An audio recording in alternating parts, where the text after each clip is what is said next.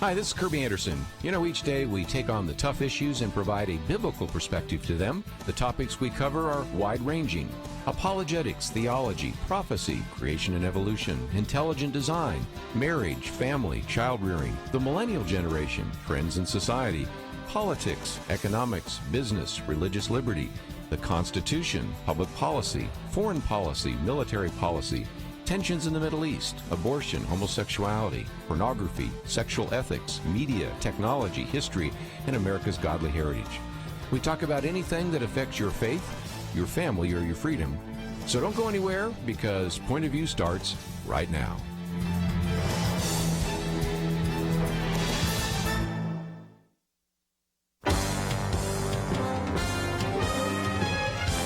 Across America, live. This is Point of View.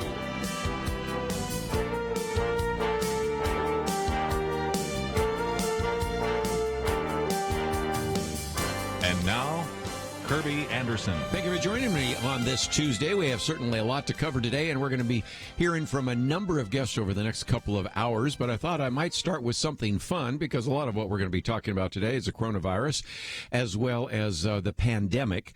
But tonight would be a great opportunity for you and your children and grandchildren to see a pink super moon.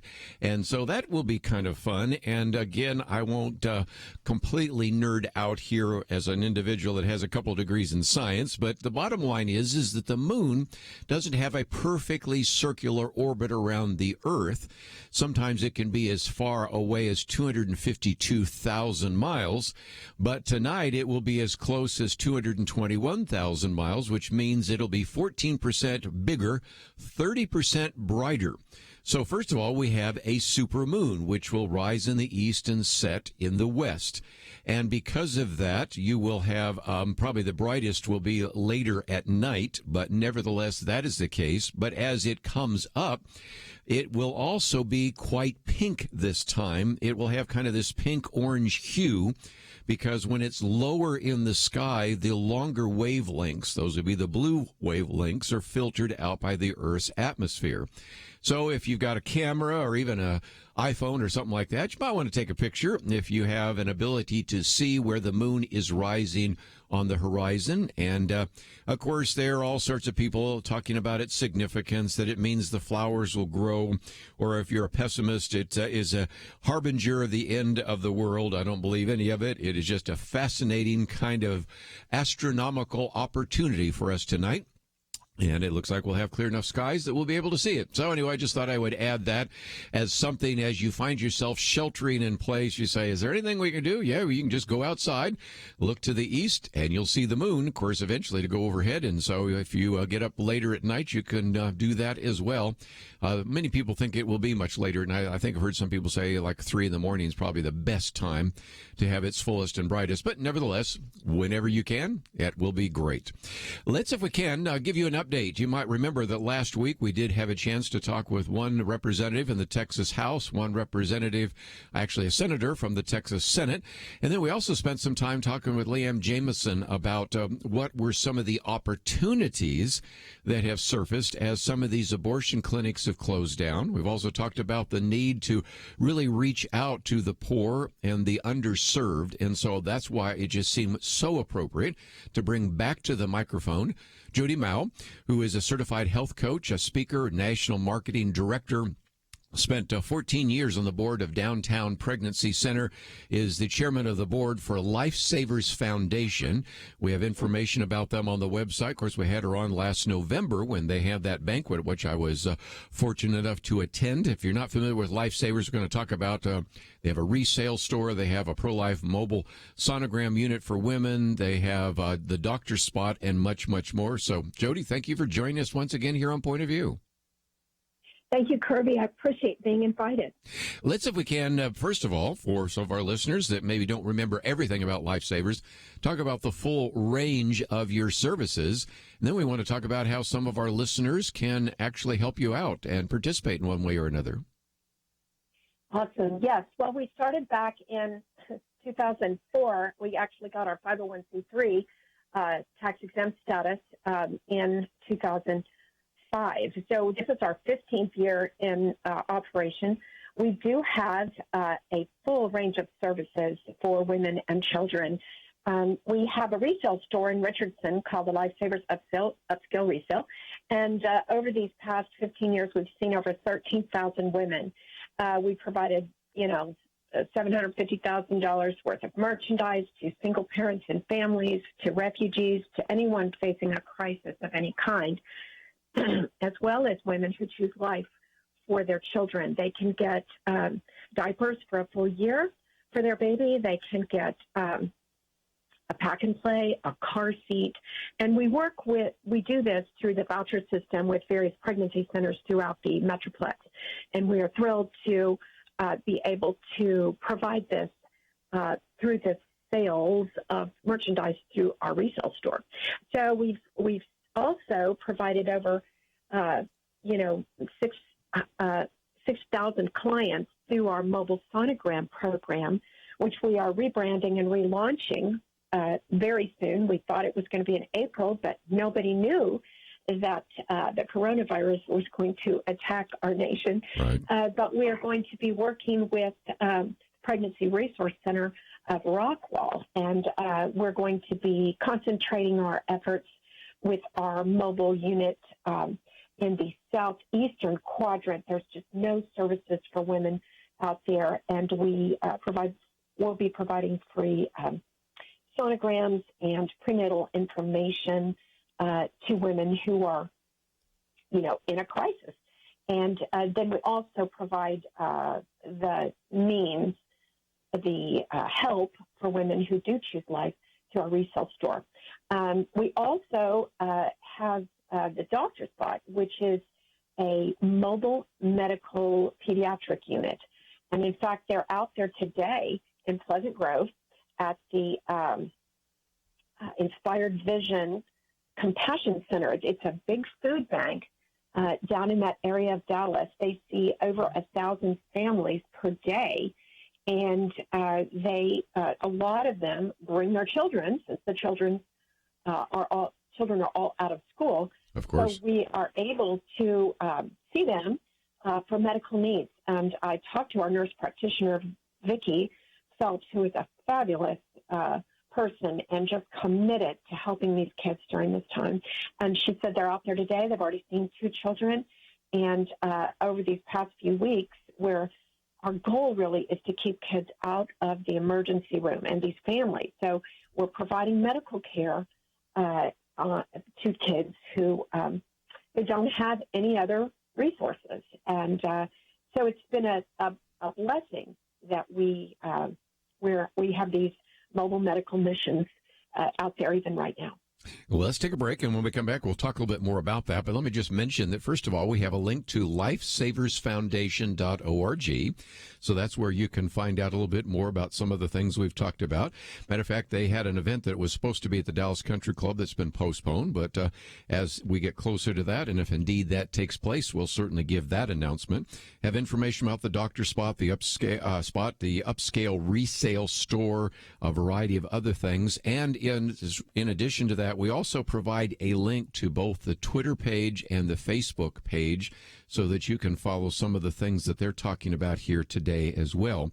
And so when we come back, we're going to talk about how you can participate, because in some respects we say this has changed everything, and it has, and it probably will change it forever. And so in some respects we are thinking about, how do we do telemedicine? How do we reach abortion-minded women? How do we minister to children who are not in school, who might have some kind of ailment that could be treated at the Doctor Spot rather than go to the emergency room? And how can you participate in that? So we're going to get a little bit more perspective on that as we look at what is happening in our local community. Of course, if you have a comment or a question, 800-351-1212, or maybe just sit back and think about what you can do to help out Lifesavers. We'll have more to talk about right after this.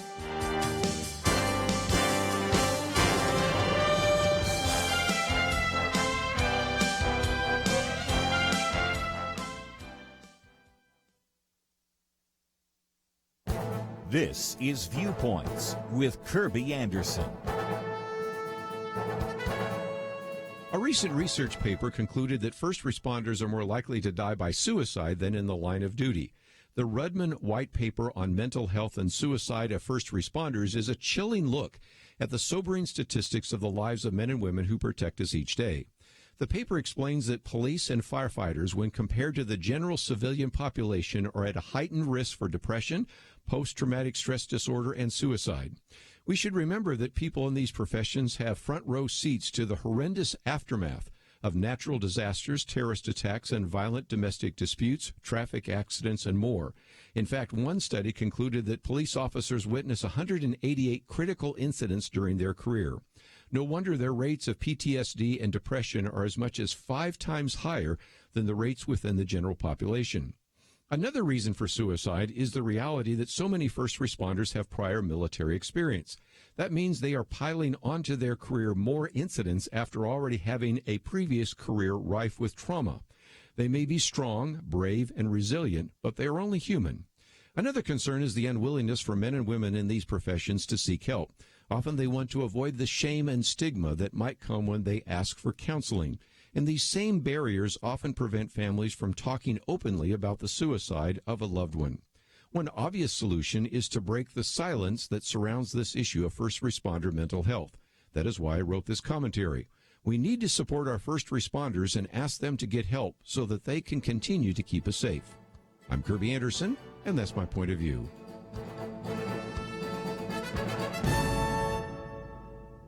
Take Kerby and the Point of View team with you on the go with the Point of View app. Search for Point of View Radio at the Apple or Google Play stores.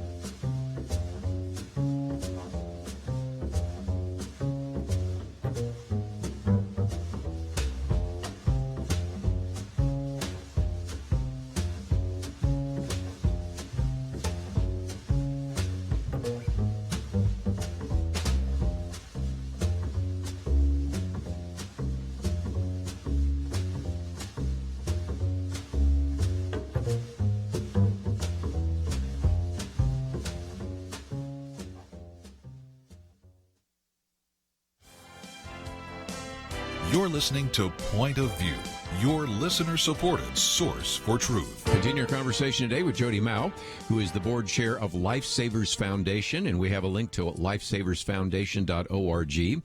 And Jody, let's, if we can, talk about the need. 1 in 3 children in Dallas live in poverty. I will make the comment, you don't have to agree or disagree, that I think that number is going to go up because now, because of this lockdown, a number of parents who before had an income do not. And some of the others who maybe are having even a reduced income, but perhaps don't even have enough savings. So in some respects, the need has increased, I think, rather dramatically. And that's one of the reasons why I wanted to highlight some of the good work that you are doing right now at Lifesavers Foundation. Thank you, Kerby. I 100% agree with you. You know, in Texas actually has the highest rate of uninsured children in the nation, 11.2%. No other state is even in double digits. That's according to Georgetown University. And Dallas County has 627 actually uninsured children. This was from 2019, out of over 700,000. And then the number of Medicaid enrolled children is over 300,000. So the pool for the doctor spots patients is over 400,000. So every day the doctor spot travels out to treat these patients is we're trying to make a dent in these. You know, we have we have agreements with 3 of the major school districts in our area, Dallas Independent School District, Garland, and Mesquite, and they have welcomed us to come onto their property and treat children because, of course, a school nurse can't really do anything, but they can refer to us. So it's been a wonderful opportunity for us to see lots of kids. But since the schools are closed, we have moved into telemedicine and to this food bank area where we are still seeing lots and lots of kids. So yes, the uninsured children problem is huge, and that is one of the reasons that we're out there. We're really trying to see these kids. I actually spoke to our nurse practitioner this morning, and she said that they're hearing over and over that the family doctors or the clinics where these people generally go are closed or reduced hours. They're not open when these families can come. So we're very grateful for that. Well, let's see if we can talk about some of the other needs, because one of them obviously is the doctor spot, and we'll talk about that. But also, as I pointed out just a minute ago, before we got on to the conversation with you, there were some remarkable changes, and that is when it came time for the governor, Greg Abbott, to close down some of the government functions and some of even the various aspects of the business community. His argument is that any kind of unnecessary medical procedure needs to be set aside. And so that was, of course, affecting abortion clinics. And then the Attorney General, Ken Paxton, agreed with that. Then you had a federal judge that said, no, we're going to issue an injunction. Then that went to the Fifth Circuit Court of Appeals, where two justices or judges actually issued a stay. So in some respects, we also have abortion-minded women that I think are opportunity. It provides, I think, an incredible opportunity now for some of the things you do at Lifesavers and for various pregnancy resource centers in the country and even here in the Dallas-Fort Worth Metroplex to reach out to those women and provide them with an alternative, and also to reach out to those women who've decided to keep their child but can't find a diaper in their local Walmart. What are you doing there? Well, that is so true, and I applaud every a pregnancy center that is out there working and helping these women who are really desperate. The poverty level, and you know what?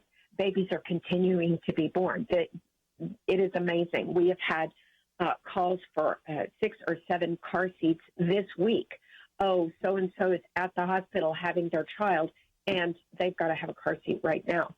So our store is open on a limited basis. We're not taking donations as far as clothing or furniture right now, but we do ask that you, if you're cleaning out your garage and your closet, please save them for us. Clean up your clothes.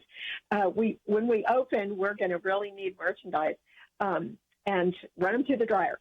But what is happening is we do have diapers at our resale store, which is 501 West Campbell Road in Richardson, and we are open from 10:30 to 2:30, a limited basis for clients and anyone who is in desperate need of clothing or baby stuff. We also have some donated protein powder from a company that I'm associated with that is wonderful. If somebody is really needing food, they can come and get a bag of protein powder and make a meal out of that. We also have baby wipes, and we do have a few car seats in stock. And so that is a wonderful opportunity. We are still serving women right now through the resale store. Let's see if we can talk about how our listeners can participate. You've already given us some ideas. A look for clothes, car seats, anything that you might have, and set them aside because you're not going to collect those yet. But let's talk about how people can donate to you, because indeed there are some great opportunities. And you might say, well, are you giving a COVID test there? Well, maybe not, but a lot of these kids are still coming down with strep throat, and they need all sorts of other kinds of vaccinations as well.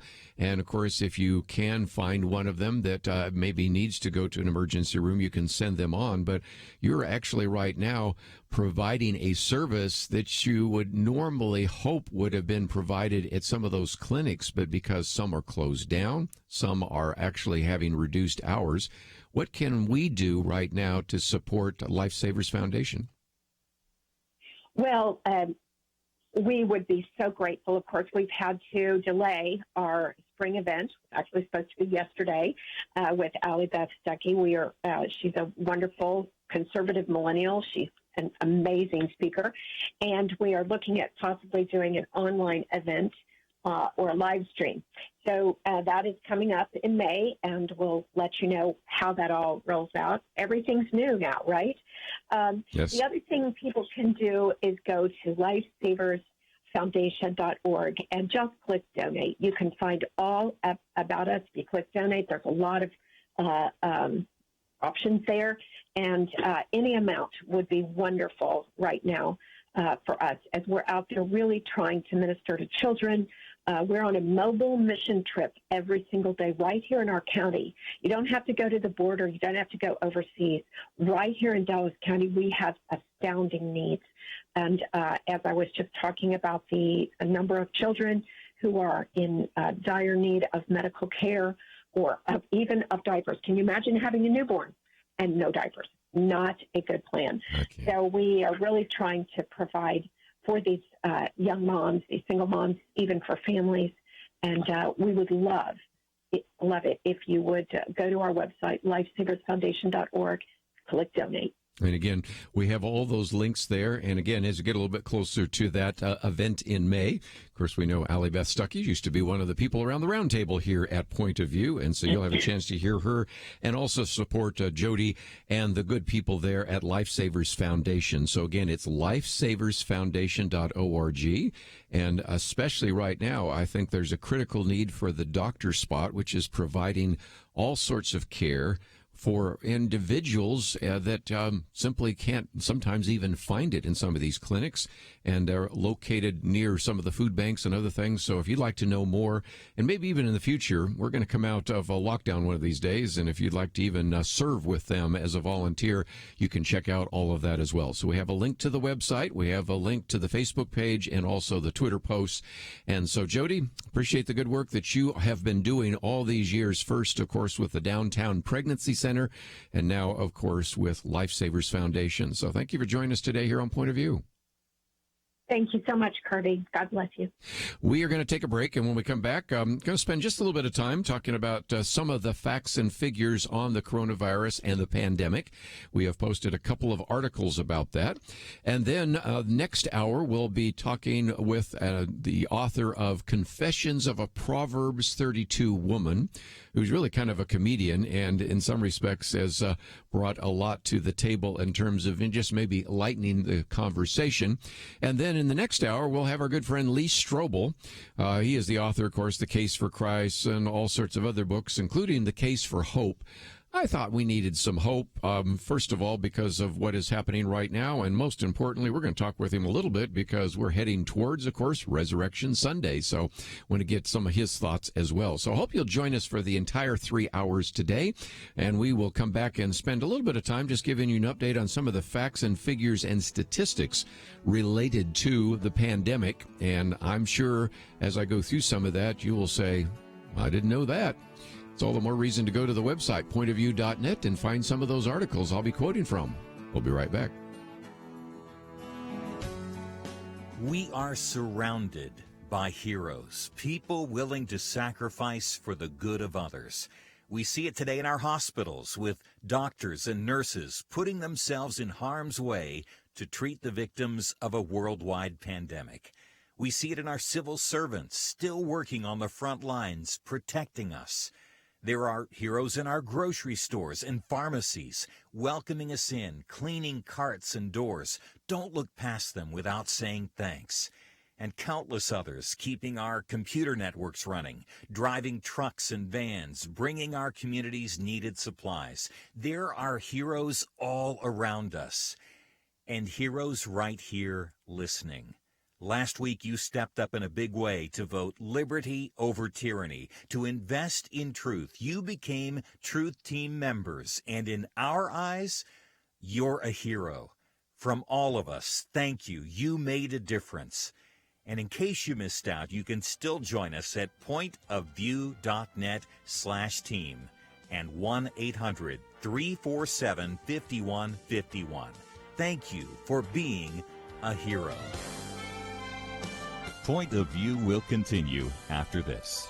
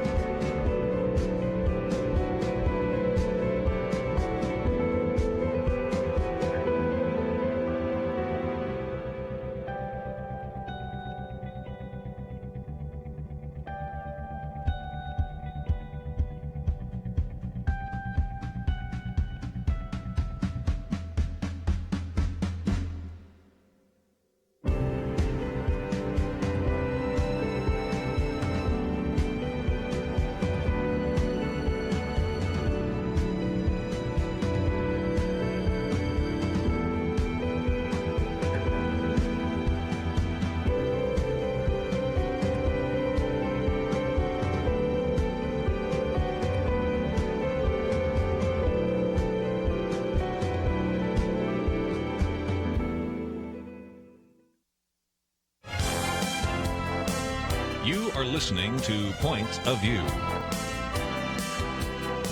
The opinions expressed on Point of View do not necessarily reflect the views of the management or staff of this station. And now, here again is Kerby Anderson. Now we spend a little bit of time here this half hour before we get into our national conversation. Kerri Pomarolli will be with us as we talk about her book, Confessions of a Proverbs 32 Woman. And at 2 o'clock, we'll have Lee Strobel. We'll kind of mention a couple of his books, The Case for Hope, for example, The Case for Miracles, but all the way back to The Case for Christ and all sorts of others, as we certainly want to try to provide some hope in the midst of the circumstances we have, and, of course, also maybe equip you to give some answers for why we celebrate the resurrection and how you can use that to share with your friends, neighbors, and coworkers.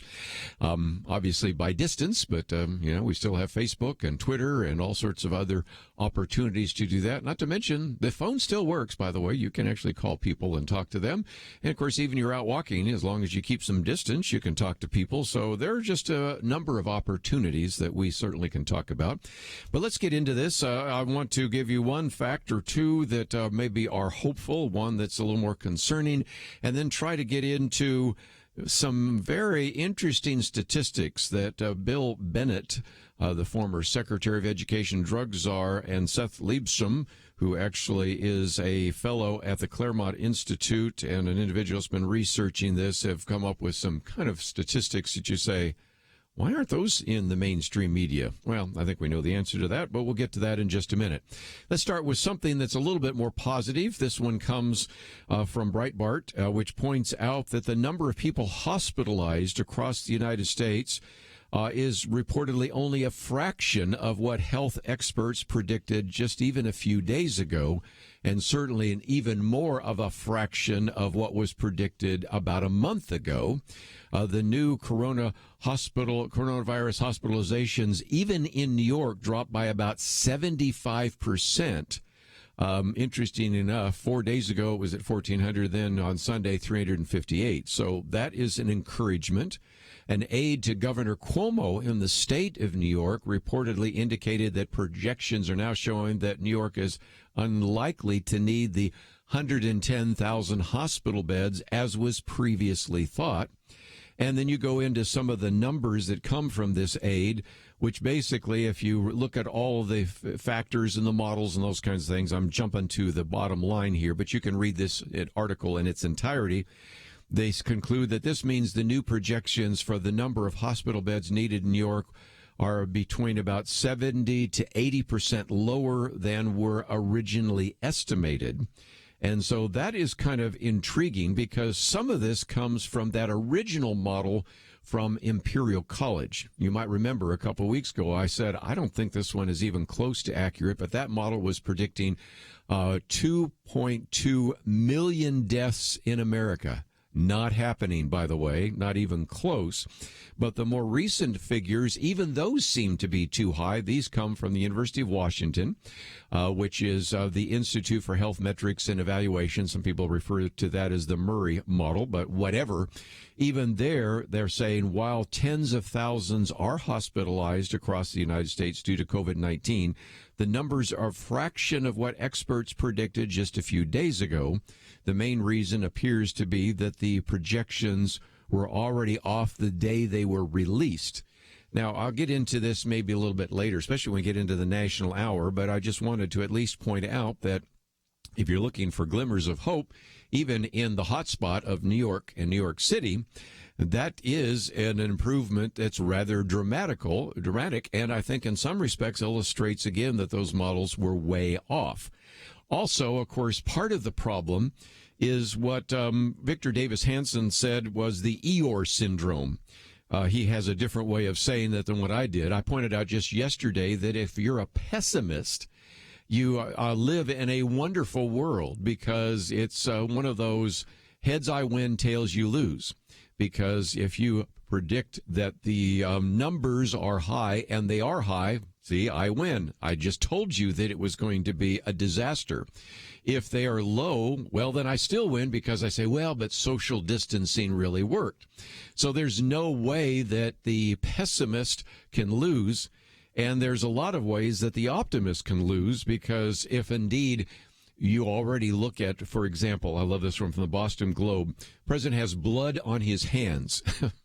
I mean, it just never misses an opportunity there to suggest that if you're even slightly optimistic, if you're even suggesting that maybe we could still have part of a baseball season or that the NFL might actually kick off on time, they think you're absolutely nuts. And, of course, I understand the president was also hoping we'd be in church on Easter. We know that's not happening. But it, again, is an illustration that these models have been much higher. And a little bit later, when we get into the National Hour, I'll talk about why some people think that is the case. They may have been pulling some of those numbers from Italy, which, as I mentioned even yesterday, was not really a good thing to do, if for no other reason than Italy is not the United States for a variety of reasons, and I'll get into that in just a minute. But let's, if I can, also acknowledge something else, and that is just the other day I was mentioning the fact that after Dr. Deborah Birx suggested that maybe you don't want to go to the grocery store, that led to a question that said, well, then shouldn't we just close down all the grocery stores, which kind of shows you where the mainstream press is right now.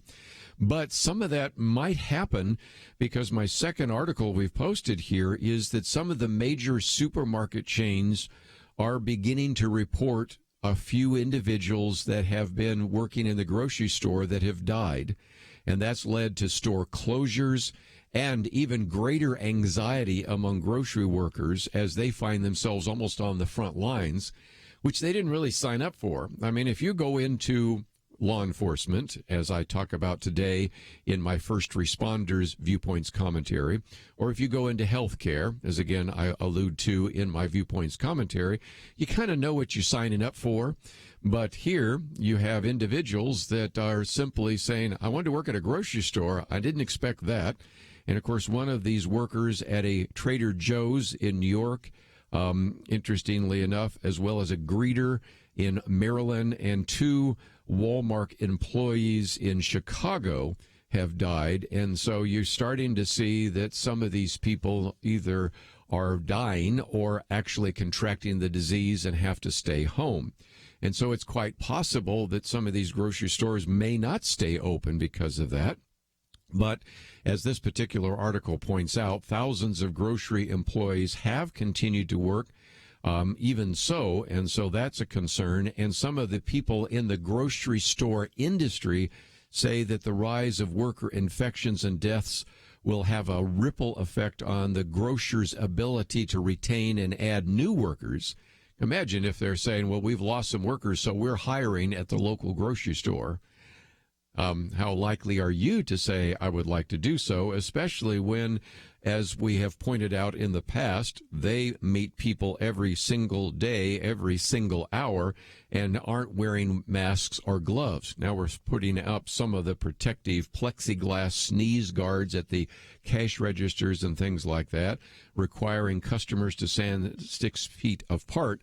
But you can see how even if the president does not mandate that grocery stores close, you still might end up having some of the smaller stores closed simply because they just don't have enough workers to keep the doors open. So that is one of the other articles that I thought we would post for you to read at pointofview.net. But before we take a break, let me start my conversation with William Bennett and Seth Liebscher, which is a piece that showed up in Real Clear Politics.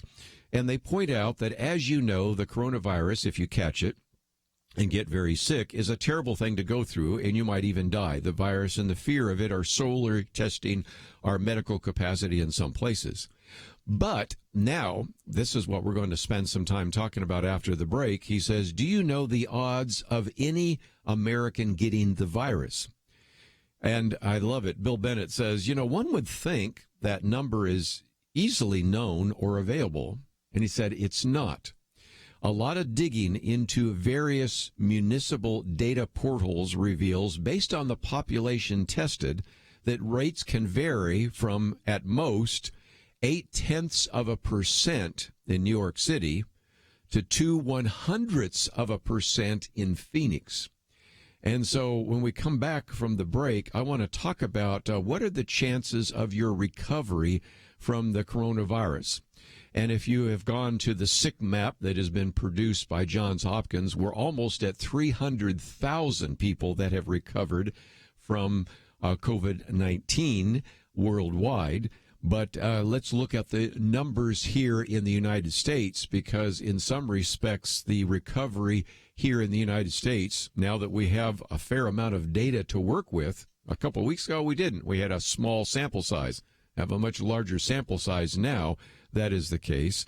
And then just the chance of various kinds of other, if you want to call it, morbidity and mortality there. And then that might just get us back to, okay, how is it? Then we had these models that were predicting millions of people to die. It's a sad commentary when anyone dies, but the numbers are much lower, as we just mentioned, and we'll talk about that right after this.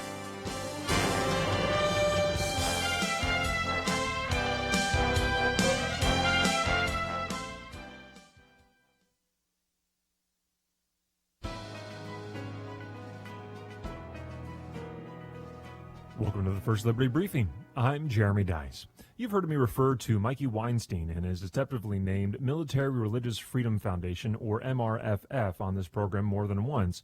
Well, over the last couple of months, this group of anti-faith activists has certainly shown a dogged resolve to brazenly attack the right of our service members to live out their faith. After the MRFF sent a legal demand to the Department of Defense regarding our client, Shields of Strength, a Christian company that graciously provides replica dog tags with inspirational Bible verses to active duty service members, veterans, and their families who want them, we had to take action. We've now sent 2 demand letters on the topic, one to the Army and another to the Navy, insisting that the Department of Defense respect our client's religious liberty. But that's not all. Before Christmas of 2019, the group complained about an inflatable Santa Claus on an Army base, claiming that the display was unconstitutional because it stood wearing military camouflage, a lapel reading Christmas force, and held a small sign with the phrase, "God bless America." Not only that, they also called out the Peterson Air Force Base in Colorado Springs, Colorado, for selling Jesus-themed candy canes. And these may sound silly, but we can't risk not taking them seriously. Just as our service members never give up when fighting for our freedoms, First Liberty will never give up on our mission to fight for their first freedom. To learn how First Liberty is protecting religious liberty for all Americans, visit firstliberty.org. I'm Kelly Shackelford, President and Chief Counsel of First Liberty Institute. Some people think our religious freedom will soon be gone, but that's not true. The fact is that First Liberty, a national network of America's top attorneys, is winning over 90% of our cases. We defend religious freedom for people like you. Go to firstliberty.org and read the exciting story. That's firstliberty.org.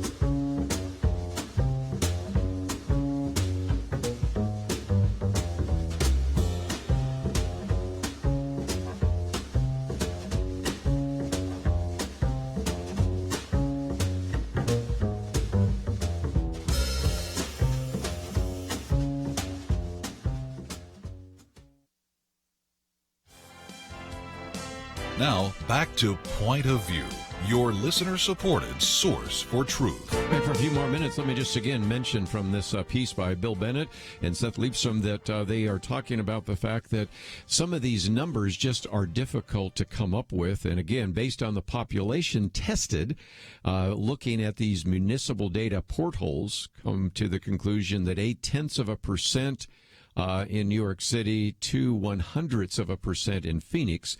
And then they begin to ask some questions. Do you know that your chances of recovery from the coronavirus are about 98% if you catch it? I thought that was kind of interesting. Did you know there are models showing that 50% of the population may already had it? never knew they had it and recovered. Again, as they both say in this piece, one would think that this data would be widely available and reported, but it isn't. They go on in another paragraph to say, our officials and media have warned us that 2 million deaths in the United States. Again, that comes from that Imperial College model. Then they later changed it from 2 million deaths to 200,000 deaths, then 100,000, and finally they said this needs to stop. There have been a total of 68,000 coronavirus deaths worldwide. I looked at our numbers now. Since this came out, it's about 79,000. And, of course, we know that number is low because China hasn't told us the truth about anything. But nevertheless, that is the case. And he says, and we will see just in America 3 to 4 times that number. Does that even pass the plausibility test, they ask. And so then they ask another question. Is it too much to ask for some perspective with numbers we do not know about? Numbers which have never shut down our country, much less a church or a synagogue, much less entire industries, numbers which have never restricted travel or put this nation into one big frenzy. And then they go through and give us the numbers of how many people in a given month die to heart disease, cancer, asthma, bronchitis, stroke, Alzheimer's, diabetes, and the rest. And, of course, Bill Bennett, having been a drug czar also a little bit later, talks about, if we wanted to have addressed the issue of drug overdoses and the drug issue, we could simply have closed down our society, and very quickly the drug culture would have ended pretty quickly. The ability of getting drugs in here, there are all sorts of ways we could do that. But then they point out in one of these paragraphs that the blazing chyrons and death and disease counts, has anyone tried to search for the average age of the death toll from this pathogen? Again, they're just asking questions and trying to give you some answers that they were able to dig up. And he said, first of all, it's very hard to do.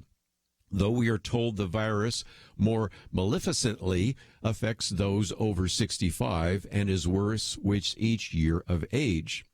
And so, again, getting into these various municipal portals and looking at causes of death, they conclude that the best analysis from New York City is that 70% of the deaths in New York City are to those people over the age of 65. And interestingly enough, they also find something interesting as well, that some states have higher death rates than other states. And part of that has to do with those with greater populations. You've already mentioned New York. Let's talk about California and Texas. But even there, the death rate in California and Texas is 90% lower than it is in New York. And by the time you get to like the Midwest, states like Iowa and Minnesota, there is certainly nothing like that. Those numbers are so low as to be not even significant statistically. And interestingly enough, Iowa is not even in lockdown. Of course, that's been one of the points they've made. Shouldn't the entire country be in lockdown? Well, if you've ever looked at some of the sick maps out there, you can see that, interesting enough, you can go to whole counties in some of these states where there's not one person that has ever tested positive for the coronavirus. But nevertheless, what they then go on and talk about is something we've talked about here, and I have a commentary coming out because it's based on a column that appeared by Thomas Friedman, no fan of Donald Trump, I might add, writing for the New York Times, in which he quotes from David Katz at Yale University, probably again no fan of the president, who's nevertheless saying maybe the better way to address this is sequestering those people who are elderly with underlying conditions who test positive, or those who are symptomatic, while basically treating the rest of the society the way we have with familiar threats like the flu. And so that is certainly the case as well. And then they go on to make the case that, as we have said on this program before, oftentimes income is sadly a very sad predictor of a health outcome. The poorer people that can't spend money on doctors and medicine tend to live lower lifestyles and tend to not live as long. And they quote from the Wall Street Journal saying the economic and social science literature is replete with studies that document the harm to people from recessions and economic hardship. including also higher rates of suicide, opioid abuse, alcoholism, and domestic violence.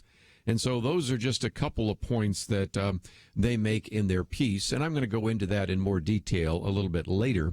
But let me just also mention real quickly before we take a break my third article in which Barack Lorry says war, this is the opposite of war, because he makes the case that war is kind of oftentimes understood as sacrificing lives for the preservation of a country's way of life. And he said, what's the war here? Well, it's to slow the spread of the virus so that our under-equipped hospitals can gear up for the flood of new patients. But the idea to fight this war, where it must self-isolate, close down our world for as long as it takes. And he said, to put it plainly, that you are doing is actually the opposite of war. It's a complete capitulation.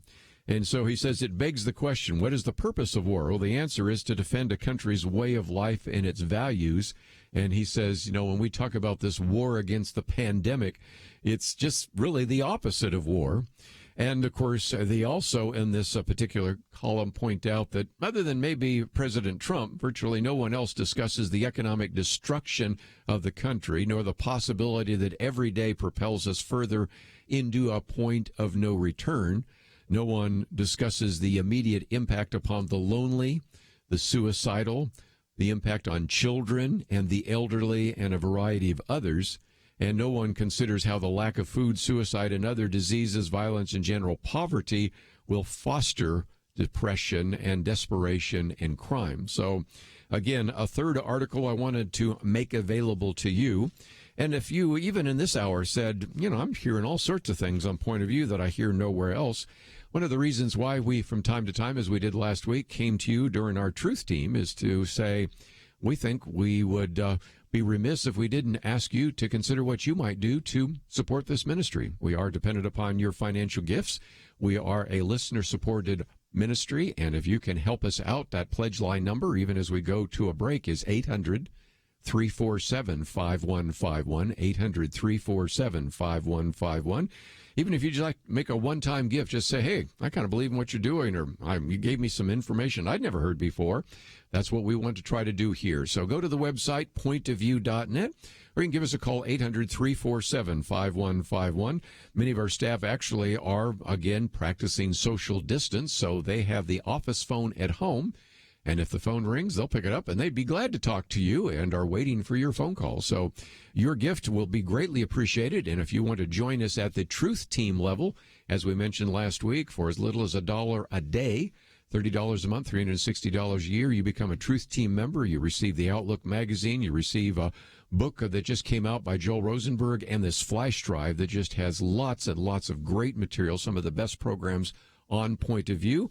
And we want to make that available as a thank you for your gift.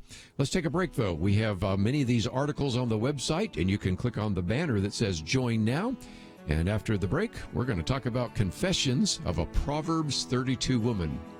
It'll be a lot of fun. We'll be back right after this. We are surrounded by heroes, people willing to sacrifice for the good of others. We see it today in our hospitals with doctors and nurses putting themselves in harm's way to treat the victims of a worldwide pandemic. We see it in our civil servants still working on the front lines, protecting us. There are heroes in our grocery stores and pharmacies, welcoming us in, cleaning carts and doors. Don't look past them without saying thanks.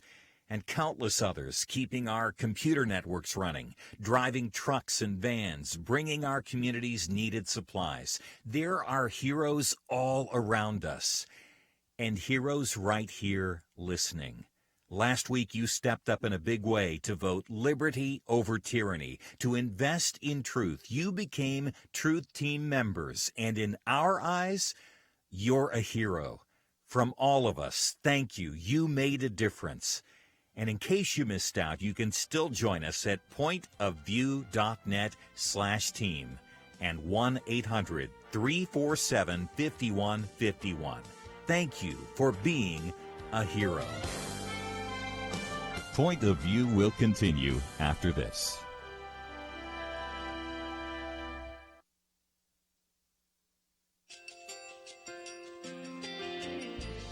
I just want to thank you so much for all the wonderful programming you have. You're just absolutely fantastic. I recently started listening to Point of View, and I really found it interesting because of the different subjects you cover. Thank you for that. I really appreciate everything that you do in keeping us informed. Thank you, Kerby, for everything that you have been doing. I appreciate all the work that you're doing, advocating for the Word of God. Thank you so much. Point of view, I think, is absolutely necessary because it's a Christian perspective, a biblical worldview perspective, and receive very current, up-to-date information about what is really going on, week to week in our culture, which is changing so rapidly, and yet it's morally sliding backwards. Yeah, first of all, I thank you guys. Y'all's program is wonderful, and enjoy it every day. I learn so much every time I listen to it. Point of View Radio Talk Show.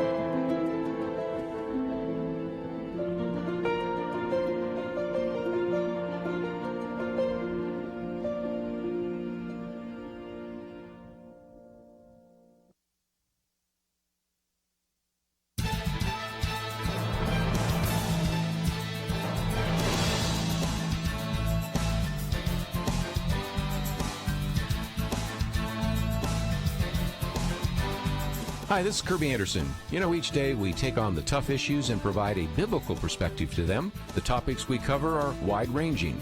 Apologetics, theology, prophecy, creation and evolution, intelligent design, marriage, family, child-rearing, the millennial generation, friends and society, politics, economics, business, religious liberty, the Constitution, public policy, foreign policy, military policy, tensions in the Middle East, abortion, homosexuality, pornography, sexual ethics, media, technology, history, and America's godly heritage. We talk about anything that affects your faith, your family, or your freedom.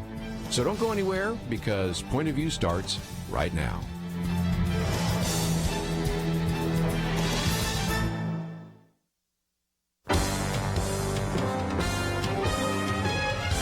Across America, live. This is Point of View.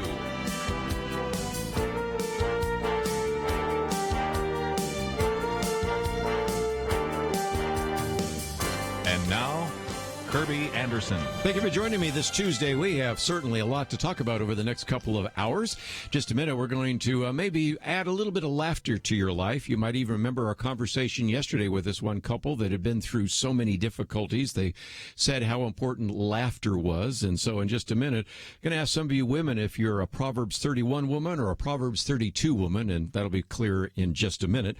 But let me just also mention that after we're finished with a brief conversation about these books that I think are going to be of interest to you and maybe even a lifeline in the midst of some of the things we're facing, we will get back to some of the facts and figures and statistics that are starting to surface here out of the coronavirus pandemic.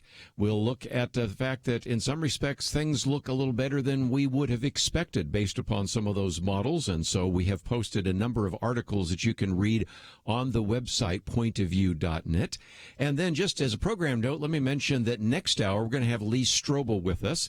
We'll talk about, first of all, The Case for Hope. It's a book came out a number of years ago, and really, in some respects, the case for the resurrection, because we're headed towards Resurrection Sunday. So I think you're really going to enjoy that conversation and equip you to be able to rejoice in a risen Savior, but also to think about how to share maybe the gospel with your friends, neighbors, coworkers, and others.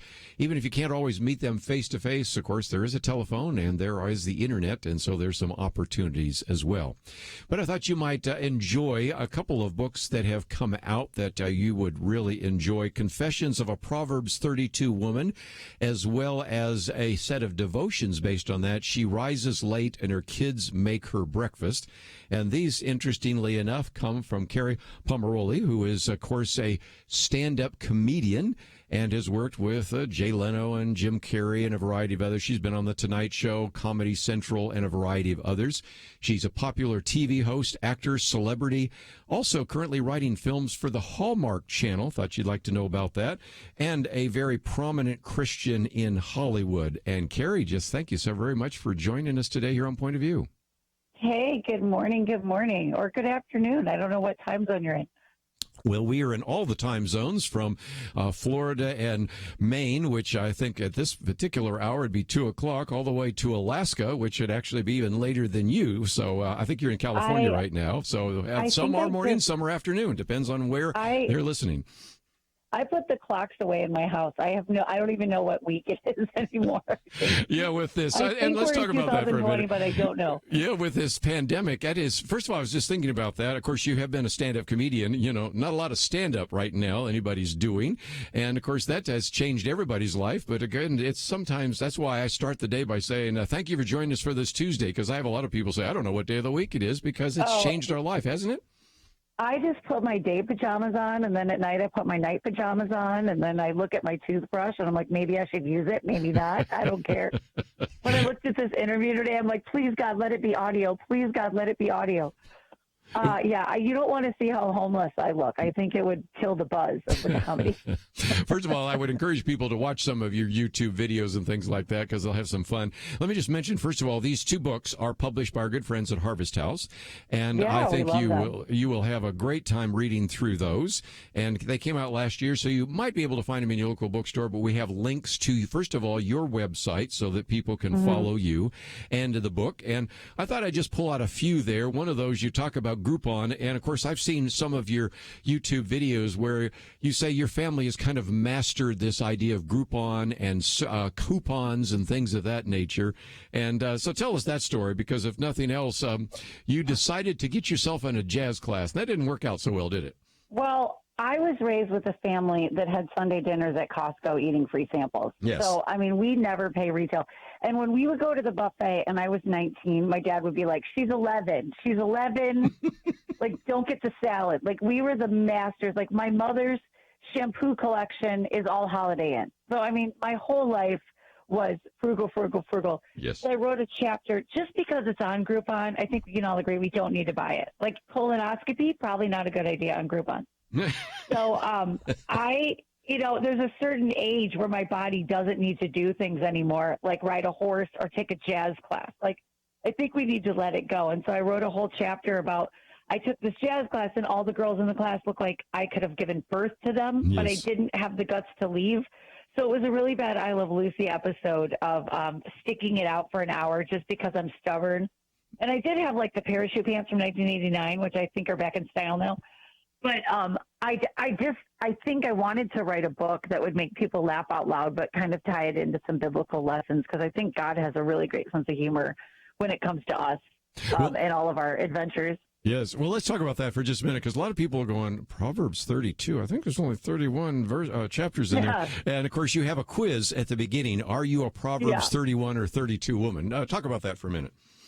Well, a long time ago in my stand-up act, I talked about how I read Proverbs 31 woman because a pastor told me to.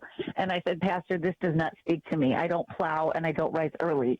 And it says she gathers her food from a field. I'm like, I do takeout. So maybe I'm not Proverbs 31. And so I made up this Proverbs 32 woman, I will submit to not going to work, or I never pay retail. And it caught on for many years. And so Harvest House was kind enough. I said, I want to write a book for all the women that are feeling so stressed out because we're not making crock pot, farm to table meals and homeschooling our children. Do you know what I mean? Like, I just never fit into that mold. And so I'm really more of a Proverbs 32 woman, hashtag hot mess for Jesus. And so that was the concept. And these books aren't necessarily just for moms or for any woman, whatever life stage that they're in. I just want women to laugh and know that God is a God of grace and he's with them. And again, you don't own a spindle, for example. It talks about the bread of idleness. You don't make your own bedding and those kinds of things. So you really had some... we have TJ Maxx. Heck no. So again, first 10 questions get you into whether or not you're a Proverbs 31 or Proverbs 32 woman.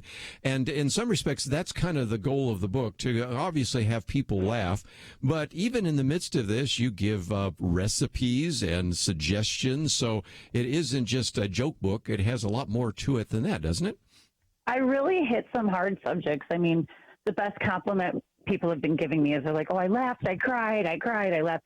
I hit hard subjects, but because I'm a comedian, I feel like I know how to do that and bring it back to some humor. But, loneliness and depression are things that women are dealing with, myself, all like we're getting hit by the devil, spiritual warfare, family issues, divorce, marriage, parenting, like they're all in that book, in both of the books, because I wanted to be really real. I wanted to take the mask off of what sometimes I feel like people look at Christian speakers and authors like we have it all together.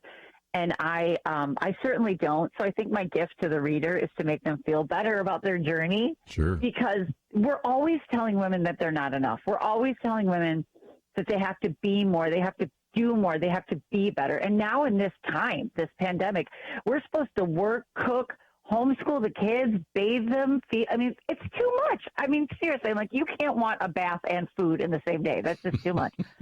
So I hope, and the devotion, it's a 60-day devotional, and I just hope that it brings some light. I mean, if you wanted to find Proverbs 32, I wrote a whole chapter about Martha and Mary. And Mary is the Proverbs 31 woman. She sat at Jesus' feet, and everybody loves Mary, and she gets all the accolades. But my chapter was called In Defense of Martha, because Martha made the snacks. We'll take a break. We have a lot more to cover. We'll do so right after this.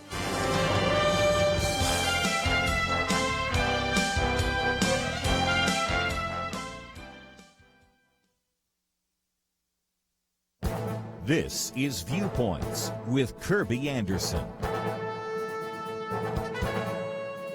recent research paper concluded that first responders are more likely to die by suicide than in the line of duty. The Rudman White Paper on Mental Health and Suicide of First Responders is a chilling look at the sobering statistics of the lives of men and women who protect us each day. The paper explains that police and firefighters, when compared to the general civilian population, are at a heightened risk for depression, post-traumatic stress disorder, and suicide. We should remember that people in these professions have front-row seats to the horrendous aftermath of natural disasters, terrorist attacks, and violent domestic disputes, traffic accidents, and more. In fact, one study concluded that police officers witness 188 critical incidents during their career.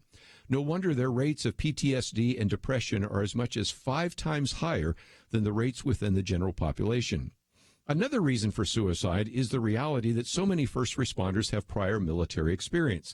That means they are piling onto their career more incidents after already having a previous career rife with trauma.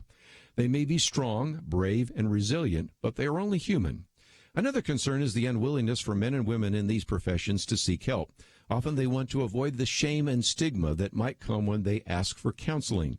And these same barriers often prevent families from talking openly about the suicide of a loved one. One obvious solution is to break the silence that surrounds this issue of first responder mental health. That is why I wrote this commentary. We need to support our first responders and ask them to get help so that they can continue to keep us safe. I'm Kerby Anderson, and that's my point of view.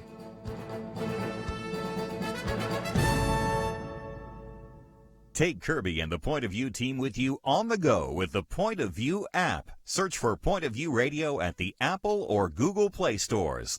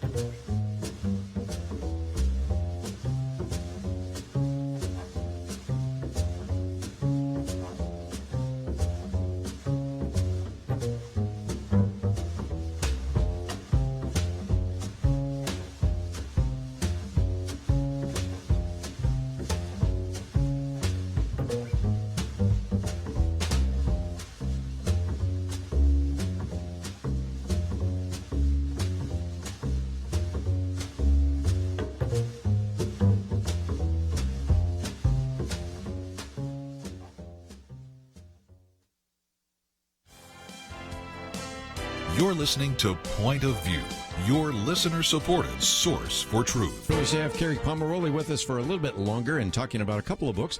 Confessions of a Proverbs 32 Woman, about 200 pages, published by Harvest House. And then the devotional guide as well. She rises late and her kids make her breakfast. And it's about 60 different devotionals that I think you're going to appreciate as well. And I was going to move to chapter 7 on one is the loneliest number, because we've been talking about loneliness during the various issues that are because of the lockdown changing everybody's life. But since you started out talking about in defense of Martha, what a great line here, you know. Martha made the snacks. What a great line. Well, I really feel like Martha needs some credit because, you know, Kerby, if Jesus was coming to your house, wouldn't you have a snack tray? Like, wouldn't you mop the floor? What woman out there is listening? Come on. You had to have some, you know, maza or whatever they were eating back then. So, but what is the loneliest number? I'm a single mom, and so that's a club I never wanted to join. And I'm a Christian speaker, and I'm out, and I thought I would be married forever. And so when I found myself on Easter morning in church with my kids and their cute little bonnets, and I didn't have anybody inviting me over for baked ham, I was really depressed because I was like, I should have a plan. I should have a place to go. And people sort of offered, but it was like, let me ask my family if it's okay if you come over. And it was just such a awkward day for me. And I remember just weeping and being like, Jesus, you went through this loneliness. In the Garden of Gethsemane, you went through this 100 times more. And after a few hours that afternoon, my neighbors, who are not even practicing Christians really, they came over and they're like, we're having a barbecue. Do you guys want to come? And it was like God just dropping that on me. They didn't even realize how much they were blessing me, but that God always has my back. And there's nothing we've gone through that Jesus didn't go through first. So that was a really, meaningful lesson for me to know that God, even in these crazy times when I'm home with my kids and I'm not working, funny story. So I got married in 2005 and co-parent very nicely with my kids' husband. And I get this box of cookies yesterday, and this woman goes, I bought your book, and I know your cousin, because I told your cousin that I read your book. And your cousin said, I forgot to give her a wedding present. And so I got cookies and a Visa gift card in the mail. You can't make this stuff up. I'm like, yes, Jesus loves me. I got sugar and I'm going shopping. That's so good.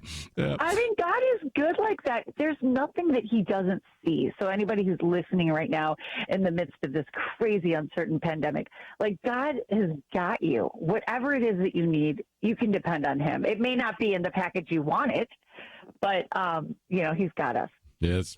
Well, and just to focus on that chapter for one more second or two, sure. I love your question. How did I end up here with the same sinking feeling I had when I was 9 years old, back when I feared no one would play with me at recess? And I think that speaks to a lot of people that, as you said, picked up the book to laugh, but also go, oh, you got me. I just remember that feeling in grade school and how nobody loves me. And there are a lot of lonely people that are this Easter in need of any kind of human contact, which is very difficult given the lockdown that is taking place in so many states. I think that the devil's one of his biggest weapons is lies of loneliness and lies of rejection. That's men and women. I know you would agree. And I think it's a matter of being counteractive. You know that's coming. You know that holiday's coming or that moment's coming where you felt loneliness. You got to be proactive and go, I'm going to do something. Like, so for the next Easter, after I wrote the book, I called my friend. I invited her to lunch. I made a plan. I went out with my kids. I think it's like knowing that his weapons of warfare are not creative. If it worked once, he's going to try it again. So let's try to fight with our armor and say, I am not lonely. I am loved. There is somebody out there who I can make a phone call to, or I can do a Skype or a FaceTime with, and I am not going to be alone on this holiday, because that's just not what's going to happen. But sometimes it takes a little fight. You know what I mean? You got to hit the devil back. Let's, if I can, just mention that we do have a link to your website, Kerri Pom, P-O-M, Kerri with an I. But again, you don't have to remember all that because we have the link to the website. We have a link to your Facebook page and your Twitter posts. But I thought I'd just pick out at least one other. My heart is breaking for Hollywood. And you talk about that in terms of baby steps, because for our listeners out there that say, I'm a Christian and I would like to be an actor, an actress, or I'd like to be a film director or whatever, and I want to go to Hollywood. It is not an easy place to be a Christian, is it? It's not, and I feel like the devil is on high alert. But if you are called, you are called. So moms, dads, if you've got that kid that came out of the womb with a baton twirling, or, like they made a stage out of those bed curtains, you can't stop them. So the best thing you can do is to say, take Jesus with you. And there's plenty of Christians out here. I mean, I think we have 4. We had a meeting. And so I've been out here a long time, and I've just seen God bless me. But I think there's a big power in putting him first and being like, I'm not going to take that role. And Christians, let me speak to the ones that don't want to be entertainers. And you know who you are, and this is my hard lesson for that chapter. Stop watching that garbage. Stop watching those inappropriate movies, and Hollywood will stop making them. But if you're watching them on Netflix because you don't think it counts, or as I used to joke, I'm in an airplane, so it doesn't count. Every penny, every time you turn on that movie and you click it, Hollywood goes, see, they love this stuff. They want horror movies and they want 50 Shades of Grey. If we can support the things like, I have to put a plug in for the Hallmark Channel because I work for them. I was going to bring it up. Like the clean, you got to support what's clean and stop watching what's dirty. It counts. You may be in the privacy of your own bedroom and you don't think anybody's watching. It is working against us. So we got to take a stand. We got to support clean movies, and we got to support clean entertainment. Let's talk about what is on your website just before we go, because first of all, people can find out about the project you're working on right now, which is Hallmark, but also you're a speaker, and there's going to be a time where once again you're going to be able to get out of that house and out of those sleepers that you're wearing right now. So what can people find when they go to the website? What I'm doing right now is I'm doing live streams and pre-recorded shows. So churches are calling me and they're saying, we want a Mother's Day message to put on our services, or at a really, really reduced cost. I'm doing interactive live streams and doing pre-recorded messages. Great. So if anybody, even during this time, because I got to feed these kids, they keep asking 3 times a day. So I'm doing comedy all over the world with Zoom and Skype and pre-recorded stuff. And so that's one way that God has kept me working. And so I'm excited about that. Well, again, and hopefully we'll get back to work. Yes, ASAP, that's it. And again, people would maybe want to get you the book and the devotional and the CD and talk about some of the resources there, because some people are saying, okay, you sold me. I want to read these books. Where do I get them? How do they find them? And all the proceeds go to feed the children, my children. Your children, yeah. But I do clean comedy in Hollywood, but I also have lots of DVDs and CDs. So if you're just looking for clean entertainment, I have plenty of products out there. Or if you just want a night, you want to get some popcorn, go on my YouTube channel. I've got 200 videos of just clean. I really believe in the kind of, when we grew up, we watched the Carol Burnett show and we watched, all those things. I try to provide that kind of entertainment for people to say, we don't have to worry about kicking the kids out of the room, Yes. So thank you. And I'm just going to hopefully keep working. I've been doing it 14 years and I've got some exciting, things that are happening, and we're just excited to do these live streams and then get this over with so we can all get back out there. Makes sense.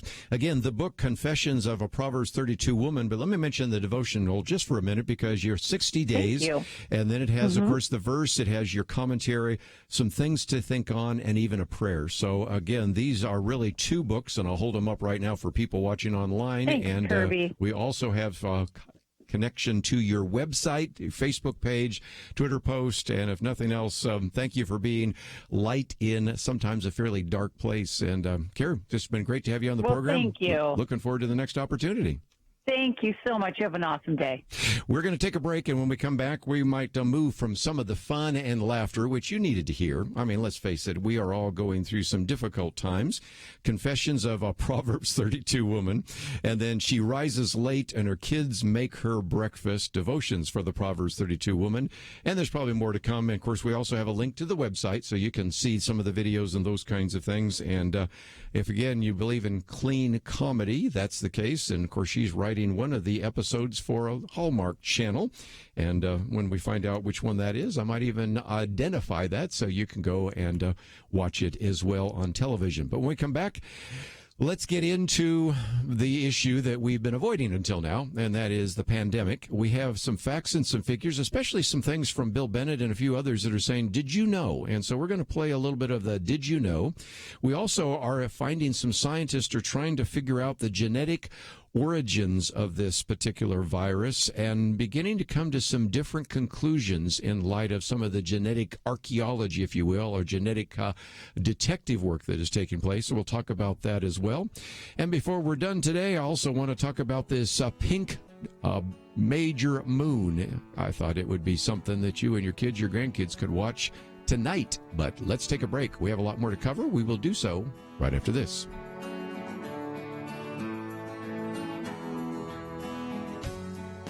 We are surrounded by heroes, people willing to sacrifice for the good of others.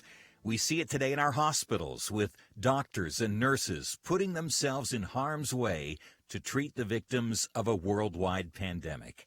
We see it in our civil servants still working on the front lines, protecting us.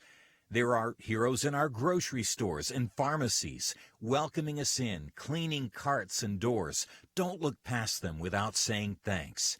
And countless others keeping our computer networks running, driving trucks and vans, bringing our communities needed supplies. There are heroes all around us, and heroes right here listening. Last week, you stepped up in a big way to vote liberty over tyranny, to invest in truth. You became Truth Team members, and in our eyes, you're a hero. From all of us, thank you. You made a difference.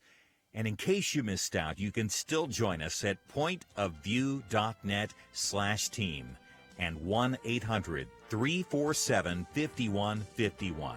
Thank you for being a hero. Point of View will continue after this.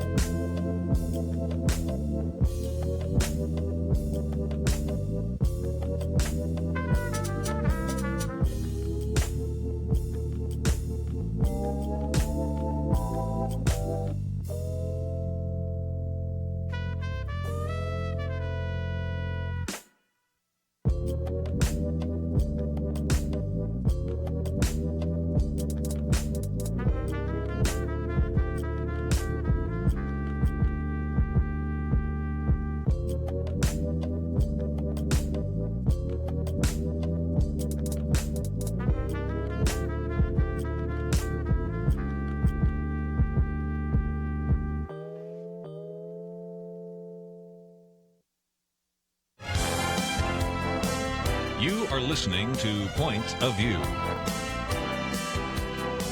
The opinions expressed on Point of View do not necessarily reflect the views of the management or staff of this station.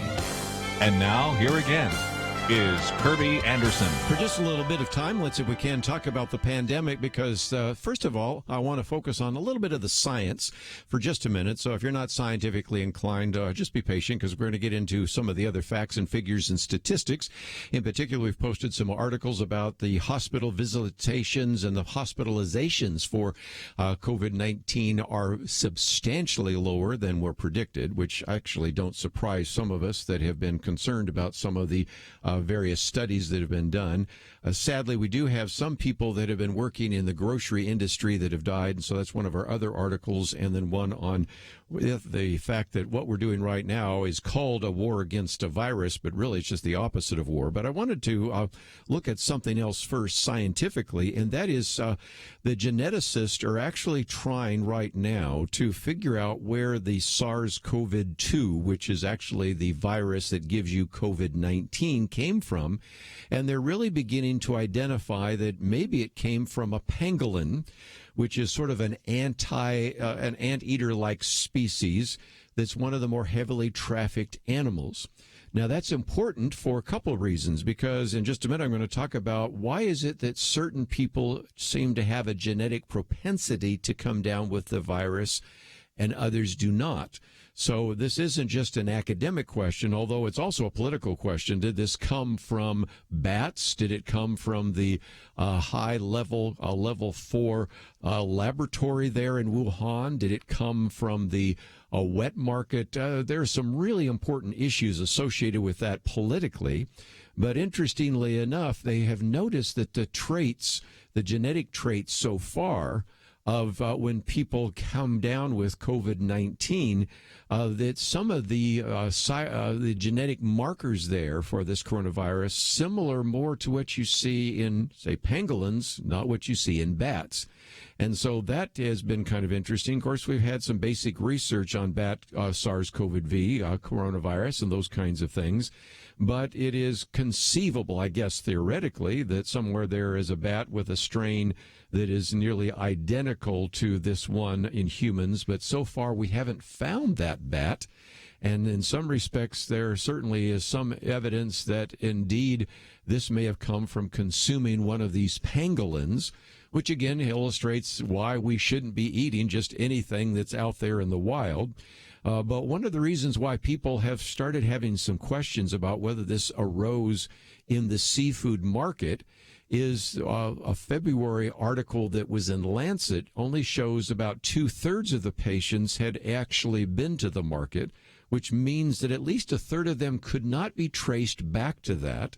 And so this also gets us back to, well, maybe there was a laboratory scenario, which, as Jim Garrity points out, people dismiss only too quickly until they maybe go back and look at the fact that that very kind of laboratory accident did happen 16 years ago when SARS had been sent to one of those individuals looking at this, and a report by a panel there in China blamed China's most recent outbreak of SARS, which is, again, severe acute respiratory syndrome, on a basis of flaws.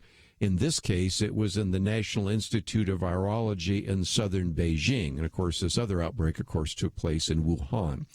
Now, that's kind of interesting for those of us with a scientific background, but there's another part of that, and that is scientists also right now are on the hunt to try to determine why is it that certain people who seem relatively healthy seem to come down with this and seem to be more susceptible to this infection.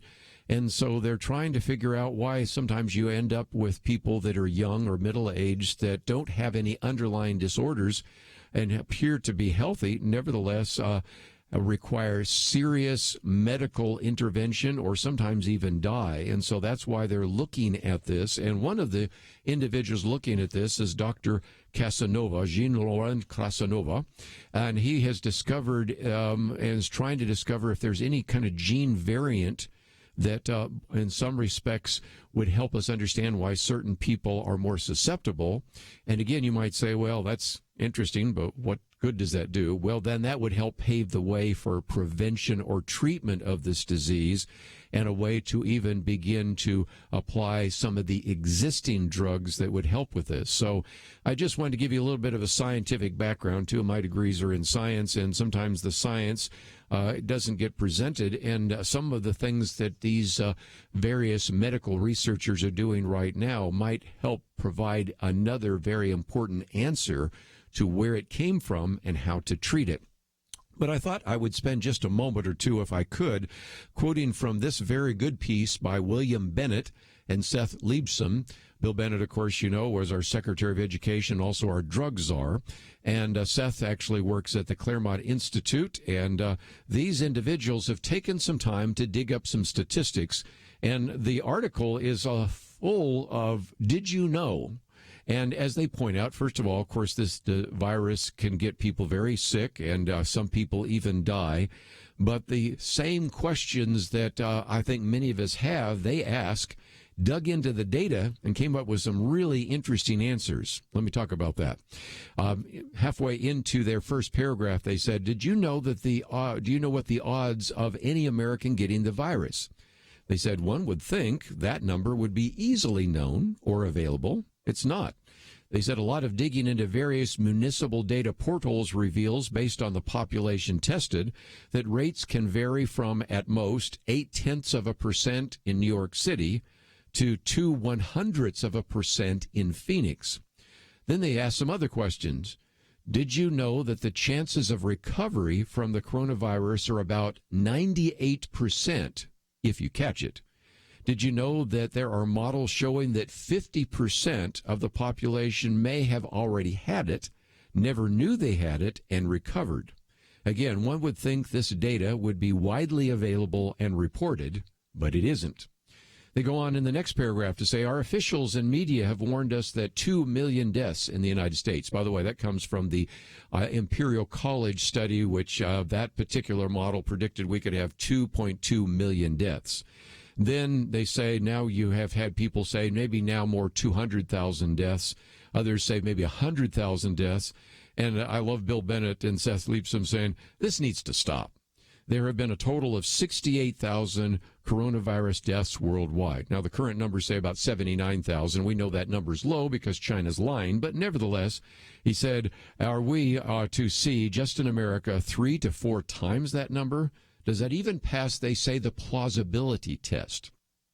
So then in the fourth paragraph, they said, is it too much to ask for some perspective with these numbers we know about, the numbers which have never shut down our country, much less a church or a synagogue, much less entire industries, numbers which have never restricted travel or put this nation into one big frenzy? And then they go through a long list, and I would encourage you to read those because they talk about the number of people each month in America that die from heart disease, cancer, asthma, bronchitis, emphysema, stroke, Alzheimer's, diabetes, drug overdoses, influenza, and pneumonia. And so you can begin to see that we didn't shut down the government or any kind of industries or even churches for that. But then they go on and say there's more. With all the blazing chyrons and death and disease counts, has anyone tried to search for the average age of the death toll from this pathogen? And they point out it's very hard to do. Again, they dug into some of these municipal portals to dig these numbers out. And they said, though we are told the virus more maleficently affects those over 65 and is worse with each age, what do you think it is? It turns out that our best analysis shows that even in New York City, 70% of the deaths are those over the age of 65. Now, they again raise the question, is there at least a possibility that we could address this? And that gets into something we've talked about, this very good piece that Thomas Friedman, writing in the New York Times, where he quotes from Dr. David Katz at Yale University, suggesting what we could do is sequester those who are elderly or with underlying conditions who test positive or symptomatic, while basically allowing the rest of our society to continue on. And they also find out, even when you look at the death rate, even in New York, since we're a national program, let's just make the point of a comparison, because when you look at even states with great populations, California and Texas, they're showing death rates 90% lower than New York. And let's look at some of our listeners in the Midwest, in, say, Iowa and Minnesota.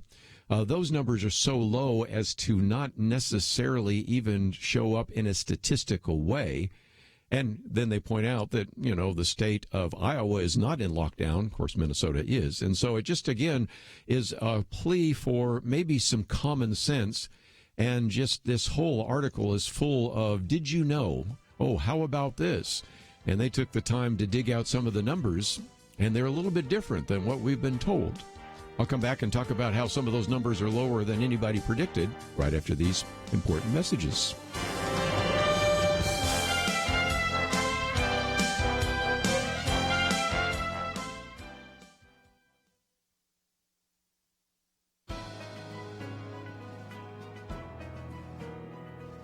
Welcome to the First Liberty Briefing. I'm Jeremy Dice. You've heard me refer to Mikey Weinstein and his deceptively named Military Religious Freedom Foundation, or MRFF, on this program more than once. Well, over the last couple of months, this group of anti-faith activists has certainly shown a dogged resolve to brazenly attack the right of our service members to live out their faith. After the MRFF sent a legal demand to the Department of Defense regarding our client, Shields of Strength, a Christian company that graciously provides replica dog tags with inspirational Bible verses to active duty service members, veterans, and their families who want them, we had to take action. We've now sent 2 demand letters on the topic, one to the Army and another to the Navy, insisting that the Department of Defense respect our client's religious liberty. But that's not all. Before Christmas of 2019, the group complained about an inflatable Santa Claus on an Army base, claiming that the display was unconstitutional because it stood wearing military camouflage, a lapel reading Christmas force, and held a small sign with the phrase, "God bless America." Not only that, they also called out the Peterson Air Force Base in Colorado Springs, Colorado, for selling Jesus-themed candy canes. And these may sound silly, but we can't risk not taking them seriously. Just as our service members never give up when fighting for our freedoms, First Liberty will never give up on our mission to fight for their first freedom. To learn how First Liberty is protecting religious liberty for all Americans, visit firstliberty.org. I'm Kelly Shackelford, President and Chief Counsel of First Liberty Institute. Some people think our religious freedom will soon be gone, but that's not true. The fact is that First Liberty, a national network of America's top attorneys, is winning over 90% of our cases. We defend religious freedom for people like you. Go to firstliberty.org and read the exciting story. That's firstliberty.org.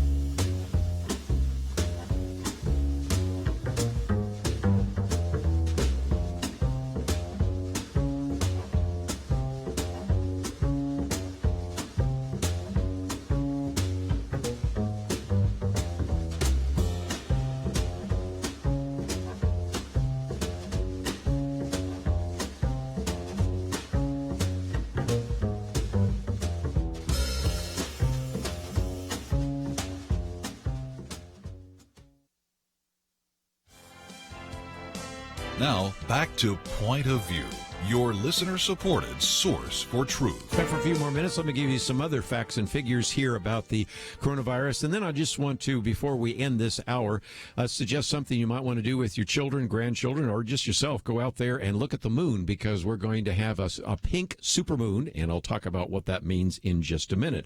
First article I've posted, by the way, the one I just read from is the last article there that gets you into some of those facts and figures. But the first article here actually is the report that comes down from the number of people hospitalized across the United States as a result of COVID-19 is now only a fraction of what health experts projected just a few days ago, because I think these models were wrong and they were based on maybe inaccurate assumptions. But let's look at those for just a minute.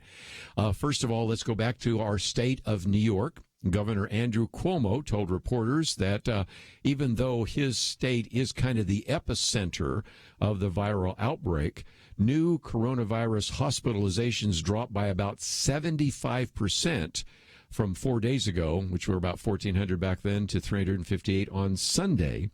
Now, the aide to the governor, Jim Malathras, actually reported that their projections are now showing that New York is unlikely to need the 110,000 hospital beds as previously was thought. There is a much lower demand there as well. And then on the article, you can read some of the details. I won't get into the weeds in terms of the statistics, but the conclusion is simply that means that these new projections for the number of hospital beds needed in New York are between 70 and 80% lower than were initially estimated. And so, again, this goes back to some of the models. Now, the first model that we, in Point of View, oftentimes criticize was the model that came out of England at Imperial College. That's the one that said, 2.2 million people would die. That just didn't almost pass the straight face test in light of how we were seeing the disease kind of spreading. Even if you looked at Iran and Italy at the time, even if you couldn't assume that any information from China was accurate, it didn't quite fit. So a lot of people very quickly then went to the model that came out of the University of Washington at the Institute for Health Metrics and Evaluation, something that Bill Gates actually paid a significant amount for, or get donated to, however you want to say it. And even there, the study that came out the other day said while tens of thousands are hospitalized across the United States due to COVID-19, the numbers are a fraction of what experts predicted just a few days ago. And the main reason seems to be that the projections were already off the day they were released. And so some people are saying maybe they were just relying too heavily on what was happening in Italy.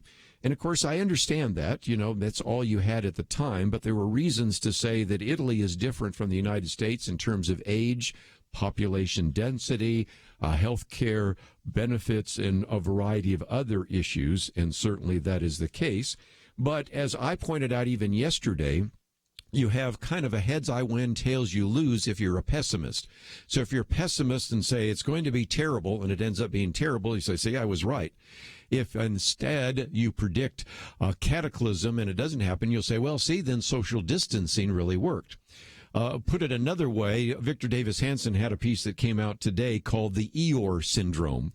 Many of you remember Winnie the Pooh and the gray donkey by the name of Eeyore, always the pessimist. And the point is he said, the pessimist can always be win-win because, again, if the situation is difficult, then you get vindicated. And if it's not, there's usually no criticism.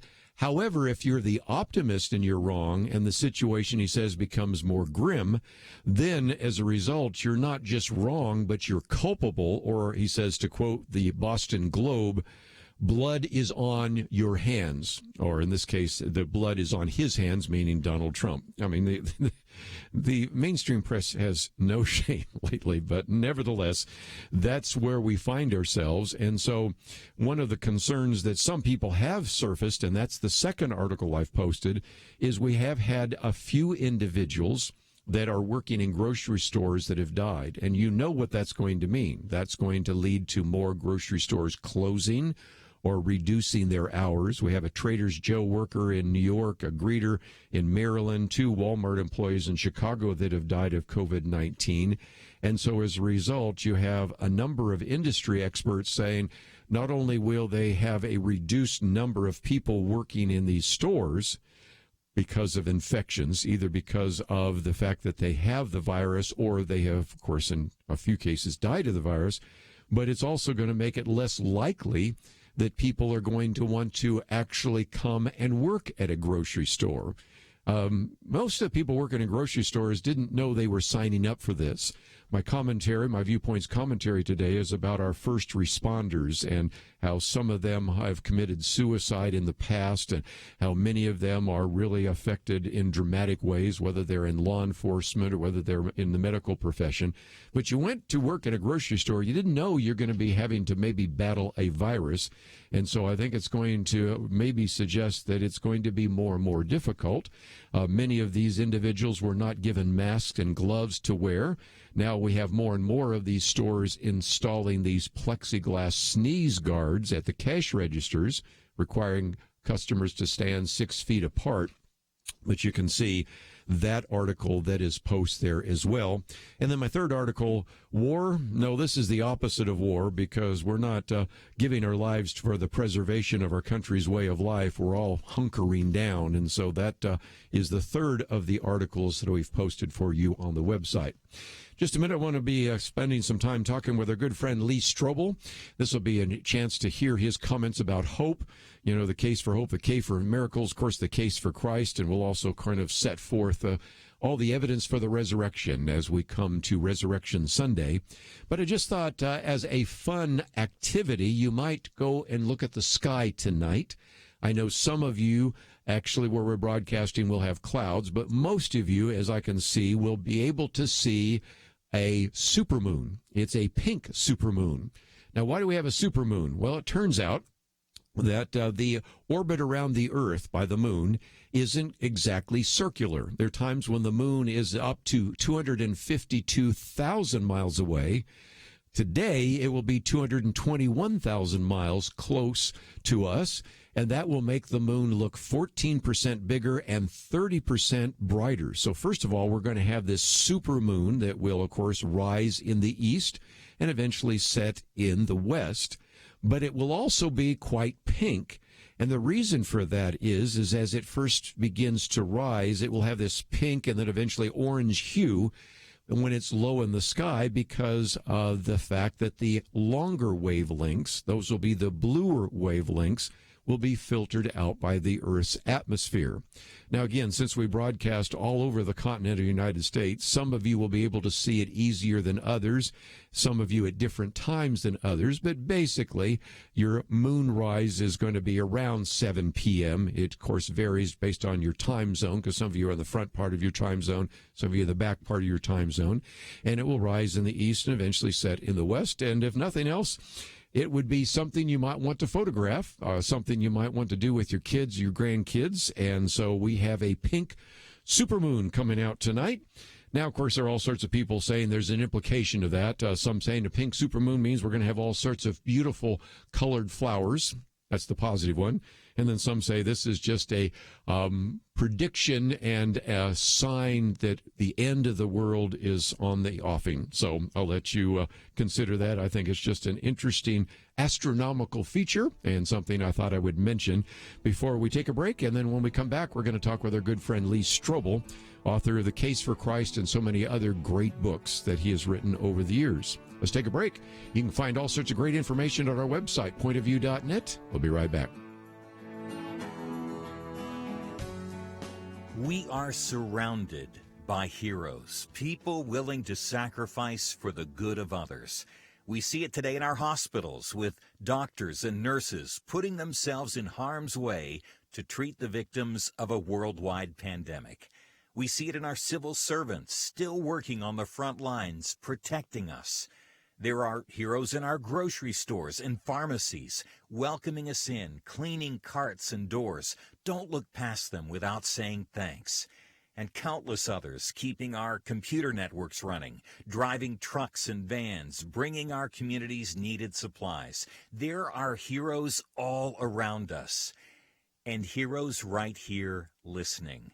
Last week, you stepped up in a big way to vote liberty over tyranny, to invest in truth. You became Truth Team members, and in our eyes, you're a hero.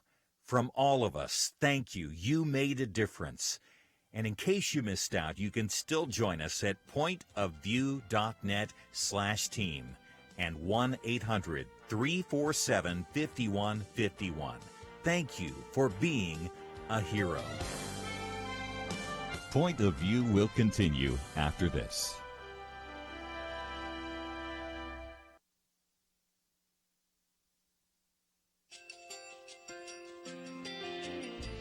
I just want to thank you so much for all the wonderful programming you have. You're just absolutely fantastic. I recently started listening to Point of View, and I really found it interesting because of the different subjects you cover. Thank you for that. I really appreciate everything that you do in keeping us informed. Thank you, Kerby, for everything that you have been doing. I appreciate all the work that you're doing, advocating for the Word of God. Thank you so much. Point of view, I think, is absolutely necessary because it's a Christian perspective, a biblical worldview perspective, and receive very current, up-to-date information about what is really going on, week to week in our culture, which is changing so rapidly, and yet it's morally sliding backwards. Yeah, I'm just, first of all, I thank you guys. Y'all's program is wonderful, and enjoy it every day. I learn so much every time I listen to it. Point of View Radio Talk Show.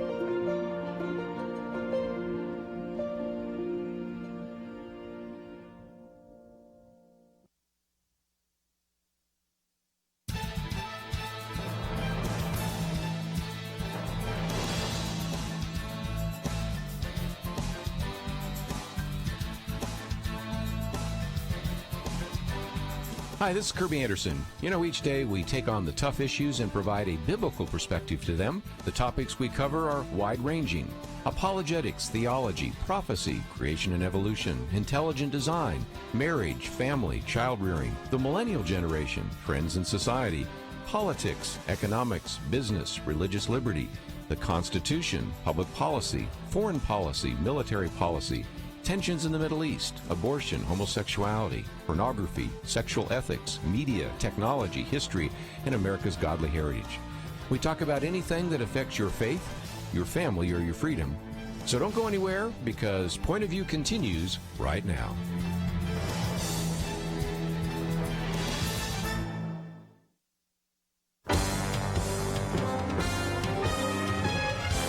Across America, live. This is Point of View.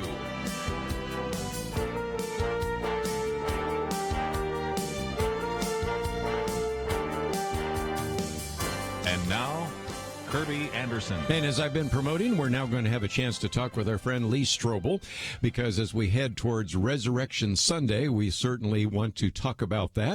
Of course, he is the author of so many books: The Case for Christ, and The Case for Miracles, and The Case for Hope. Matter of fact, I think the first interview I ever did with him was God's Outrageous Claims, and that was such a great interview years and years ago. Currently serves as professor of Christian thought at Houston Baptist University, educated at the University of Missouri, also Yale Law School, and spent 14 years at the Chicago Tribune. Of course, we've talked about his books, the movie about him, and much more. So, Lee Strobel, thank you for joining us once again here on Point of View.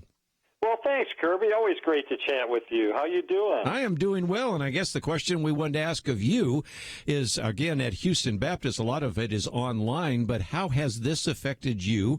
Because not only, of course, you're at Houston Baptist, but, of course, you're also the teaching pastor at Woodlands Church, which I got a feeling is probably closed down like many of the others. But right. How is your life going right now? Well, it's tough. I'm... Personally, my brother died of the flu last month. Oh, no. Yeah, we don't know if it was COVID-19 because it happened just as the pandemic was beginning. They didn't have any testing back then. It was definitely a flu that he got while he was recovering from surgery. So that's hard. It hits home. We've had 3 other deaths in our neighborhood here in Houston of people who died from the COVID-19 virus. It's a very real thing, very real threat. And so Leslie and I are hunkered down at our home here and trying to be as productive as we can. I'm writing and doing a lot of webcasts and trying to master the internet. Well, I am so sad. And first of all, I want to encourage our listeners to pray for you and Leslie and for the family. I did not know that until just now. No. And it just is bringing home the reality of what we are facing and what we have faced for some time. And I guess one of the reasons I wanted to get you on is, first of all, because a number of years ago you had this book on the case for hope. And I think we need some hope right now. And then, of course, as we get closer to the Resurrection Sunday, I wanted to do a little of apologetics with my buddy on that. But we're really encouraging people not to be anxious about anything, but in everything with prayer and supplication with thanksgiving, let your requests be known to God. But at the same time, we certainly need some hope. Can you give us some ideas about that and what we can do and how even you and Leslie have tried to develop some of that and how you've passed that on to various members of your church there at Woodlands? Sure. I think sometimes we think of hope as being wishful thinking or some kind of blind optimism, or, I'm kind of crossing my fingers and closing my eyes and hoping this is true. But that's not biblical hope. As I understand biblical hope is the confident expectation that God is willing and able to fulfill the promises he's made to those who trust him. I think that is biblical hope. I look at Hebrews 10, verse 23, that says, "Let us hold unswervingly to the hope we possess, for he who promised is faithful." And, it's interesting that the Apostle Peter in 1 Peter, the first chapter, verses 3 and 4, specifically links hope to the resurrection. Yes. It says, "In God's great mercy has given us new birth into a living hope through the resurrection of Jesus Christ from the dead, and into an inheritance that can never perish, spoil, or fade. This inheritance is kept in heaven for you." And so, especially this time of year as we're coming up to Easter, that to remember that our hope is anchored in the reality of the resurrection of Jesus Christ. That he didn't just claim to be the Son of God, which he clearly did in a variety of different ways, directly and indirectly. I think of John in the Gospel of John, where he says to a group, "I and the Father are one." And the word in Greek there for one is not masculine, it's neuter, which means Jesus was not saying I and the Father are the same person. He was saying I and the Father are the same thing.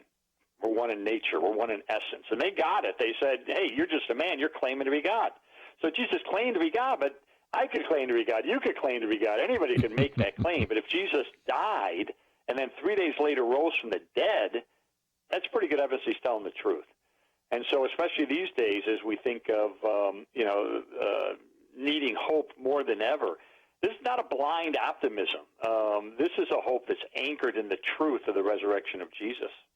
One of the things that we talked about recently with a guest, and I'm going to play that on Friday during Good Friday, is the fact that if you look at this, and even Jeremiah Johnston, who you teach with there at Houston Baptist, and some of these others have all said the same thing. If you go back and look at the gospel in the first century, it was resurrection-centric. Today, we need to come back to that, and because it was the hope of the resurrection. 1 Corinthians 15, which I think is certainly understood by even the skeptic as being written by the Apostle Paul, spends time talking about the resurrection and has, as you've pointed out before, maybe even one of the early creeds. Can you speak to that for a minute?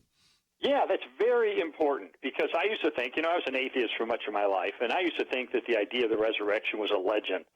And I knew it took time for a legend to develop in the ancient world, so I figured, 100, 150, 200 years after the life of Jesus, legends developed, stories were invented, mythologies were spun, and that's the idea, or that's the way we got this idea that he was resurrected. But this is fascinating. We have preserved for us this creed of the first Christians right there in the first century that is based on eyewitness accounts with named eyewitnesses and groups of eyewitnesses. And we can date that creed very early. How? Because, first of all, the Apostle Paul preserves it for us in 1 Corinthians 15. We know that he wrote that between 20 and 25 years after the death of Jesus, and he indicates in the context that he had already given that to them on an earlier visit.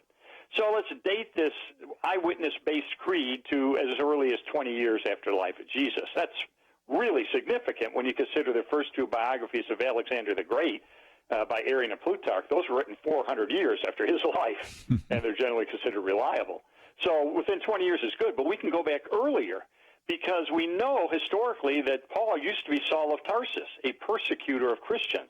1 to 3 years after the death of Jesus, he's on the road to Damascus. He has this encounter with the risen Christ.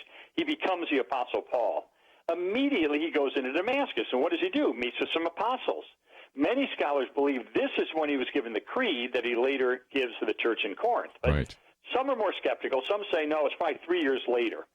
3 years later, he goes to Jerusalem. He meets for 15 days with two eyewitnesses of the resurrected Jesus who are named in the creed, Peter and James. And the Greek word that he uses in Galatians to describe this meeting suggests this was an investigative meeting. They're checking each other out. What do you know? What did you see? And some scholars say this is when he was given the creed. But either way, this means within 1 to 6 years after the death of Jesus, this creed is already in existence, and therefore the beliefs that make up that creed go back even earlier, virtually to the cross itself. And one of the greatest scholars in this area, James D.G. Dunn, said this creed, we can be entirely confident, was formulated as a creed within months of the death of Jesus.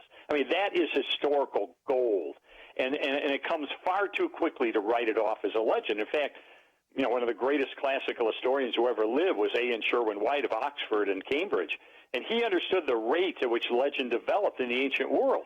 And he said the passage of 2 generations of time is not even enough for legend to grow up and wipe out a solid core of historical truth. We don't have 2 generations of time passing. We got a news flash that goes right back to the beginning. That is probably the singular most powerful bit of evidence for the truth of the resurrection. Lee Strobel with us a little bit longer. We'll take a break, come back with more right after this.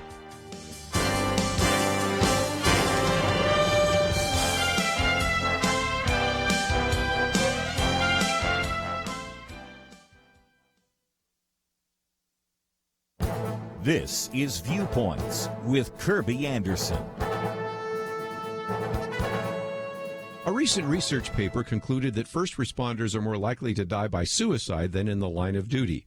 The Rudman White Paper on Mental Health and Suicide of First Responders is a chilling look at the sobering statistics of the lives of men and women who protect us each day.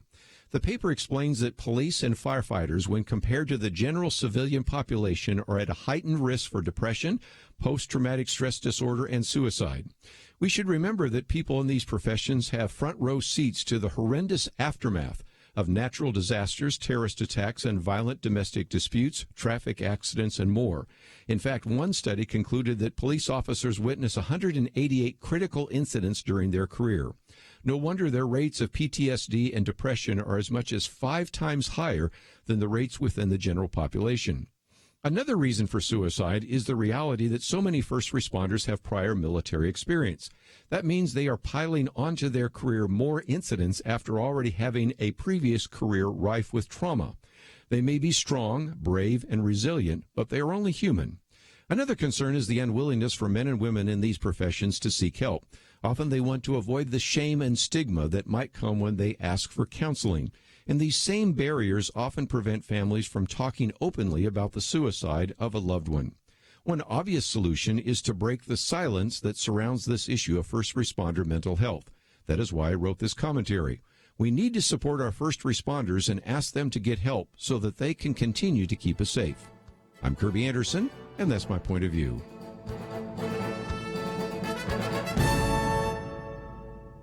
Take Kerby and the Point of View team with you on the go with the Point of View app. Search for Point of View Radio at the Apple or Google Play stores.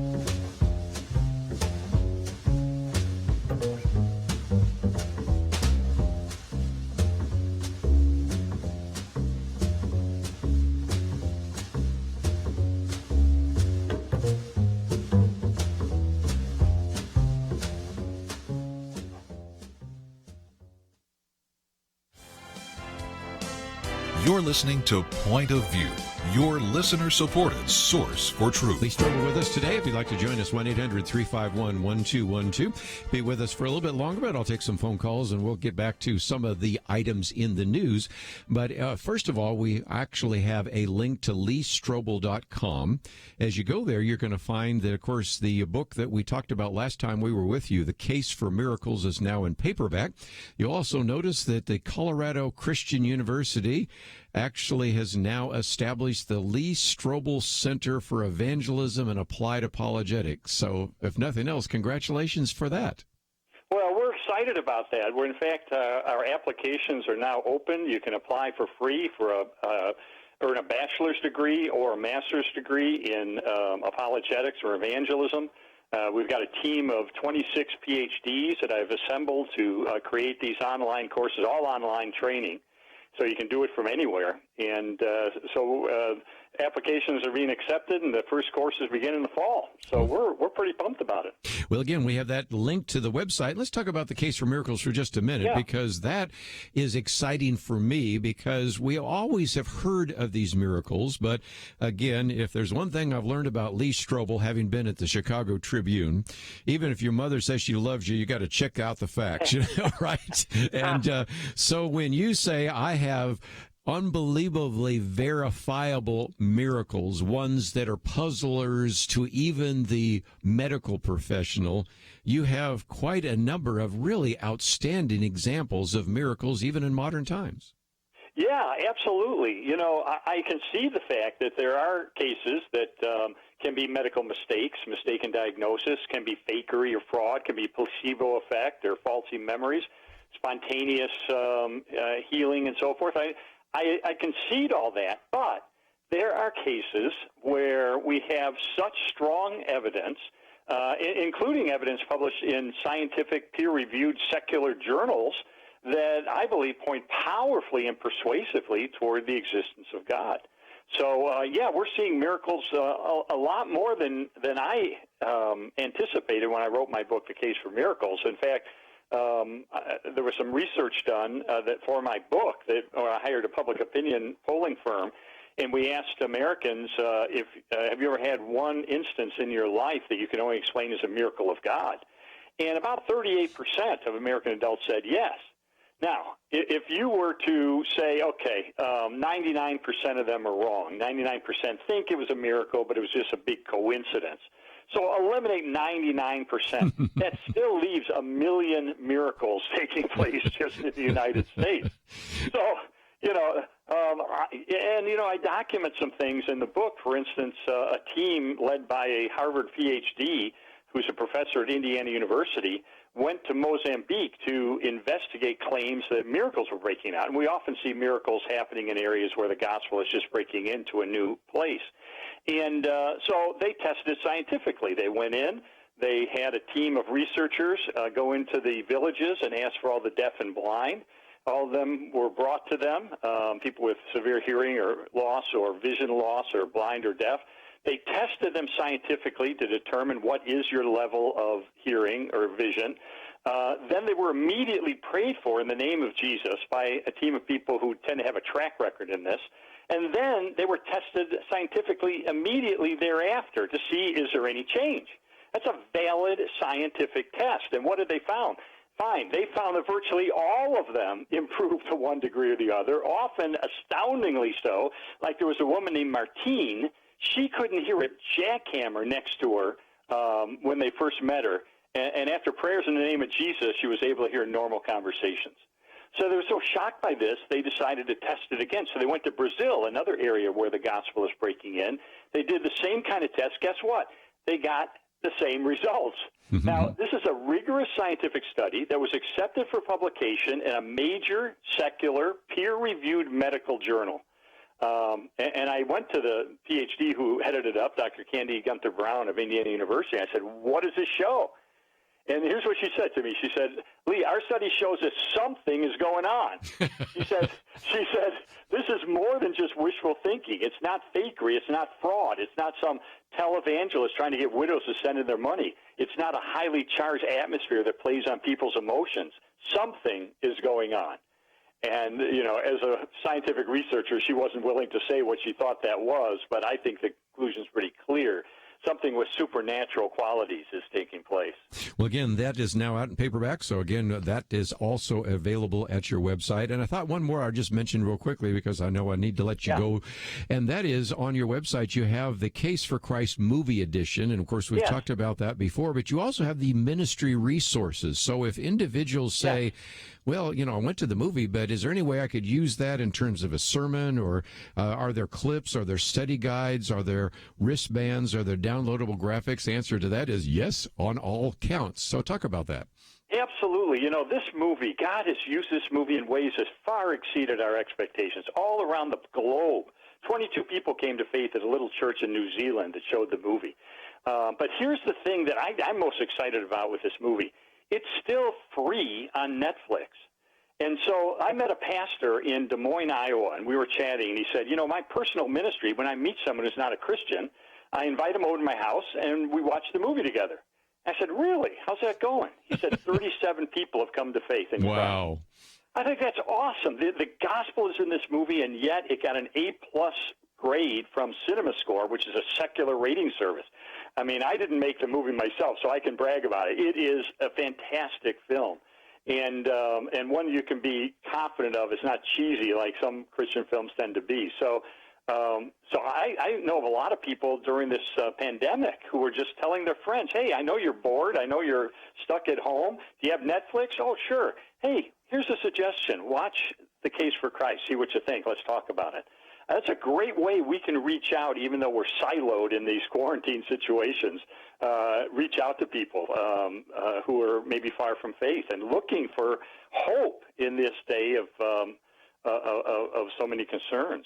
Well, again, we have all that at leestrobel.com. And just before I let you go, any comments you might make for us that I don't think I would have predicted months ago that we would not have full churches on Easter, and since we are shelter in place and we are dealing with, as you said, silos, what should we be talking about on this Easter? Because I think this is still just a great evangelistic opportunity, don't you think?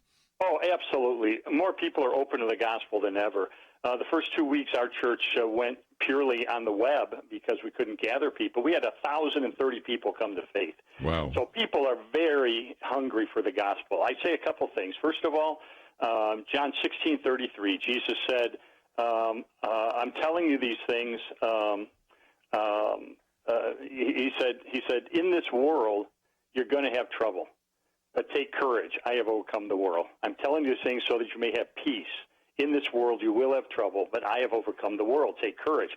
So what's he saying? He's saying, you live in a sin-stained world, and things like this are going to happen because this is not the world as God originally created it.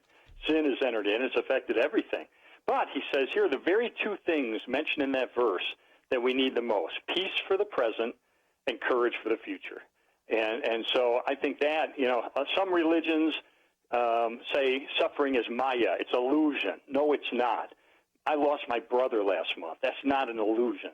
And so yet I can find peace in the present and courage to face the future. The other thing I tell people is every Monday night, starting next week for 4 weeks in a row, I'm going to do free evangelism training online at 7 o'clock Central Time. If you go to live.wc.org, I'm going to do an hour's worth of evangelism training, and you can invite your whole church to wherever they're at just to watch this. And over those 4 weeks, I'm going to train everybody how to share their faith in a natural and an effective way. So that when we do emerge from this quarantine situation, we'll be ever more equipped and ready and prepared to share Jesus with people we meet. Well, again, we'll try to post that link up there as we get a little closer to it. And again, one of the things I wanted to congratulate you on at Colorado Christian University, the Lee Strobel Center for Evangelism and Applied Apologetics. So, Lee Strobel, always great to have you with us, and happy Resurrection Day.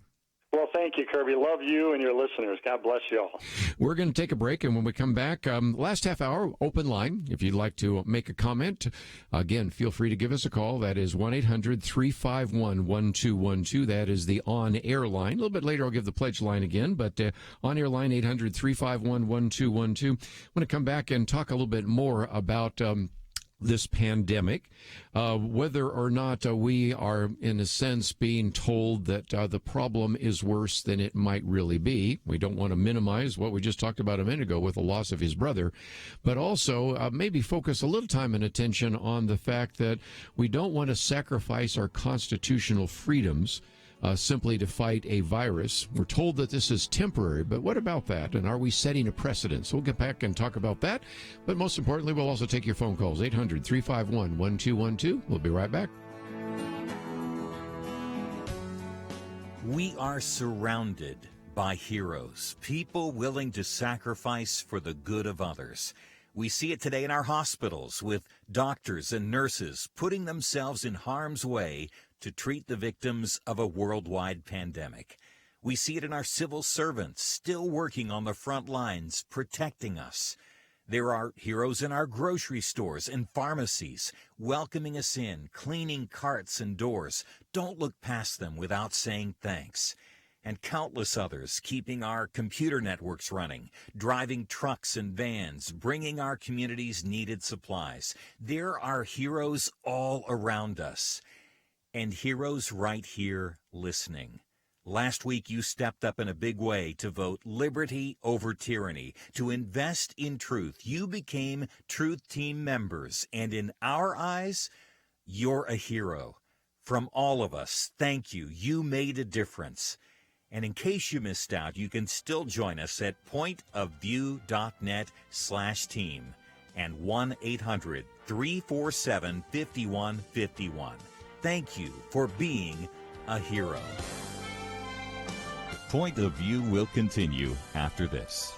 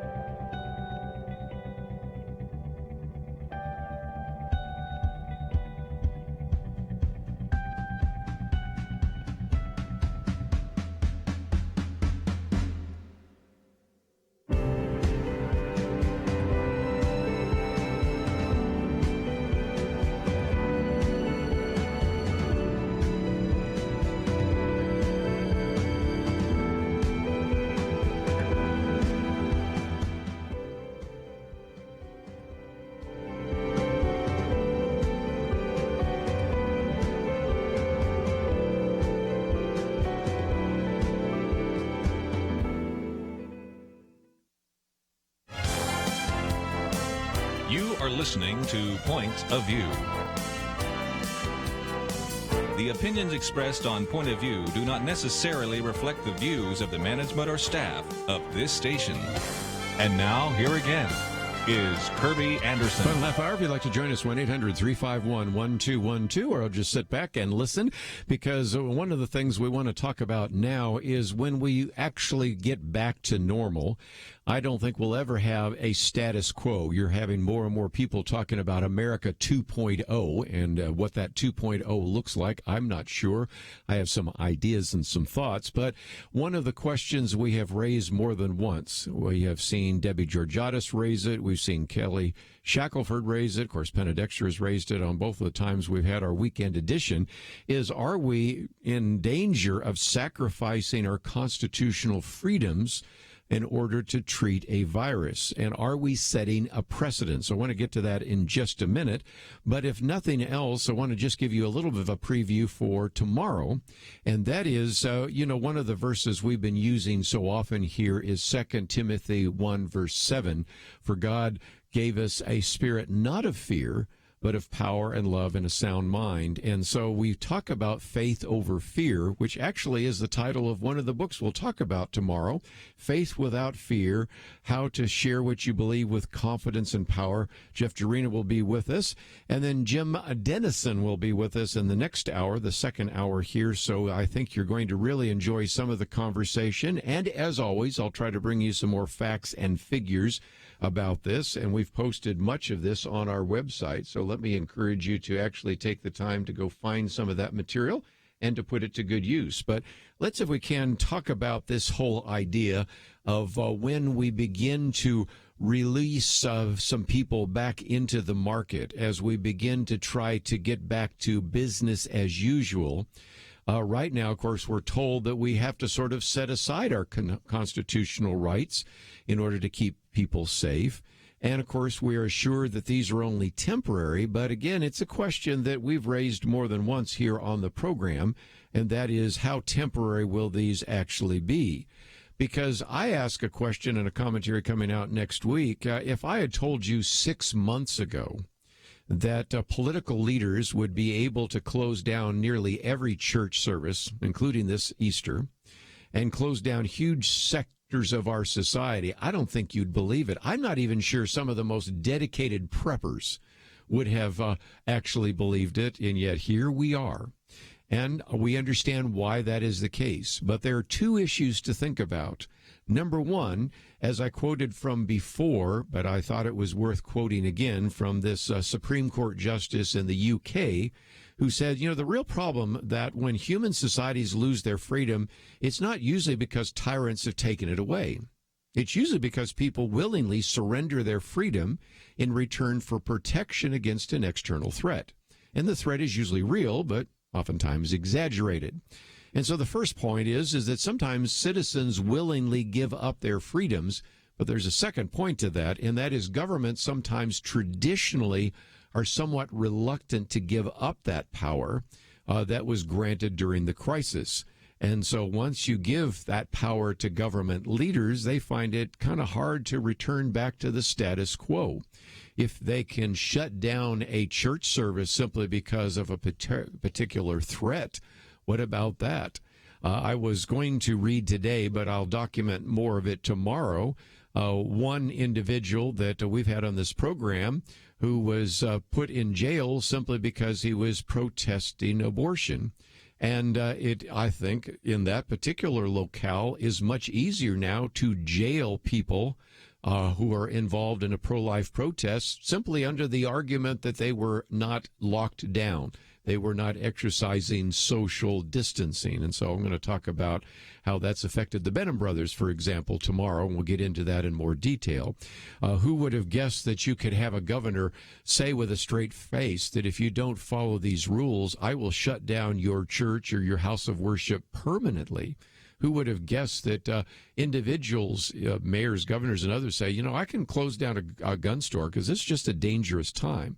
Now, let's at least acknowledge that we're not under anything that looks like martial law. As a matter of fact, one of the other articles I thought of posting, but I'll just tell it to you, and if you want, I can give you the link to it, is what's happening worldwide. Because unlike what we have here in the United States, what we are finding very much are other leaders are using this as a great justification for authoritarianism. For example, in Serbia, troops patrol the city streets with fingers on their machine guns. The president there has announced an open-ended state of emergency, and the soldiers are, quote, there for protection. Yeah, I really believe that. How about we go to the Philippines, where I've been before, and the president there announced that any person defying quarantine would be shot on sight. And just a few miles north of Serbia, in Hungary, I was supposed to be in Hungary this year, but again, because of all the situations, they are now going to be teaching online. But again, the leader there actually has the power to rule by decree, and there's no sunset clause to that.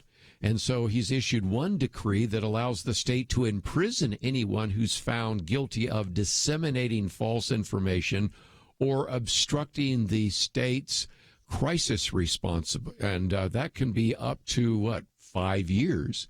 So I can give you more examples, but I think you get the idea that there has been a real tendency oftentimes for many of these leaders to use this crisis to enhance their strength and their power over their citizens. Now, when you come to the president here, I know there have been a lot of people that are on the left have suggested he was authoritarian, but if you notice, he really has resisted lots of calls to actually exert more power. For example, he was called upon by even the governor of New York to nationalize the distribution of medical supplies. He actually said, the federal government's not supposed to be out there buying vast amounts. We're not your shipping clerk, and that's what you should be doing in the state. Trying to nationalize these economic sectors is something he's resisted. Actually, he's gone just the opposite. In a couple of cases, he's really tried to slash some of the bureaucratic red tape and those kinds of things. And, of course, one of the things I thought was so interesting is Politico, which, of course, is very critical of the president. I understand that. Actually claimed that Trump was an authoritarian weak man. Because he wasn't exercising something that called for a national lockdown. As you may know, there's used to be 10, I think it's now 8 states that don't have a shelter in place. I mentioned one earlier. Iowa is one of those, and many of them tend to be in the Midwest, but not exclusively. And if nothing else, Trump has said, I want to go back to normal. He says, I want our life to return back again, he said there. And so even though the president hasn't done that, since we're a national broadcast, think of your state right now, because we can identify more than a dozen states where you can face jail and fines of thousands of dollars if you leave your home. Let's pick out a couple here. In Colorado, Alaska, Maryland, and Hawaii, violators face up to a year in jail if found guilty of leaving their home without proper cause. Now, again, some of those tend to be fairly free. And I know some of our listeners in some of those locales in Colorado and Alaska are not going to get put in jail. I understand that, but you can see where that is. But how about going to our friends in Rhode Island right now? Because you saw that just the other day we had soldiers that were going door to door in Rhode Island to find people that came there from New York to make sure that they were indeed involved in a self-quarantine.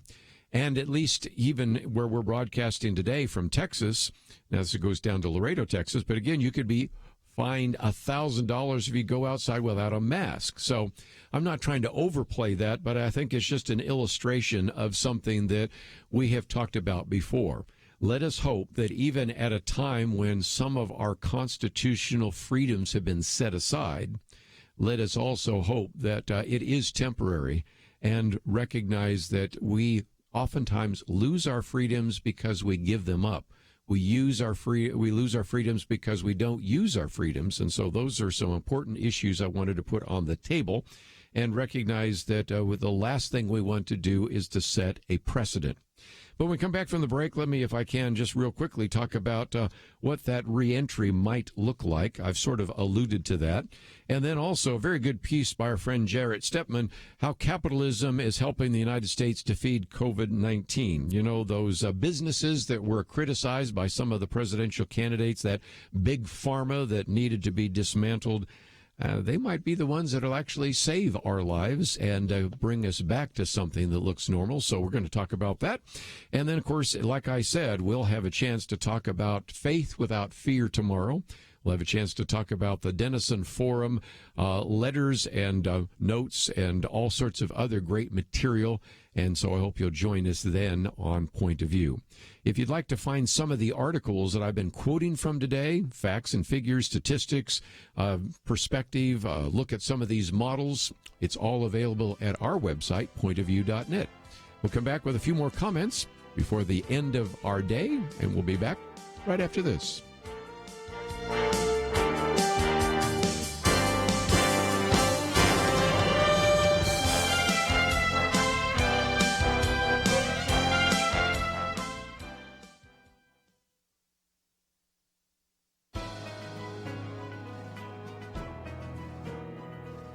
Welcome to the First Liberty Briefing. I'm Jeremy Dice. You've heard me refer to Mikey Weinstein and his deceptively named Military Religious Freedom Foundation, or MRFF, on this program more than once. Well, over the last couple of months, this group of anti-faith activists has certainly shown a dogged resolve to brazenly attack the right of our service members to live out their faith. After the MRFF sent a legal demand to the Department of Defense regarding our client, Shields of Strength, a Christian company that graciously provides replica dog tags with inspirational Bible verses to active duty service members, veterans, and their families who want them, we had to take action. We've now sent 2 demand letters on the topic, one to the Army and another to the Navy, insisting that the Department of Defense respect our client's religious liberty. But that's not all. Before Christmas of 2019, the group complained about an inflatable Santa Claus on an Army base, claiming that the display was unconstitutional because it stood wearing military camouflage, a lapel reading Christmas force, and held a small sign with the phrase, "God bless America." Not only that, they also called out the Peterson Air Force Base in Colorado Springs, Colorado, for selling Jesus-themed candy canes. And these may sound silly, but we can't risk not taking them seriously.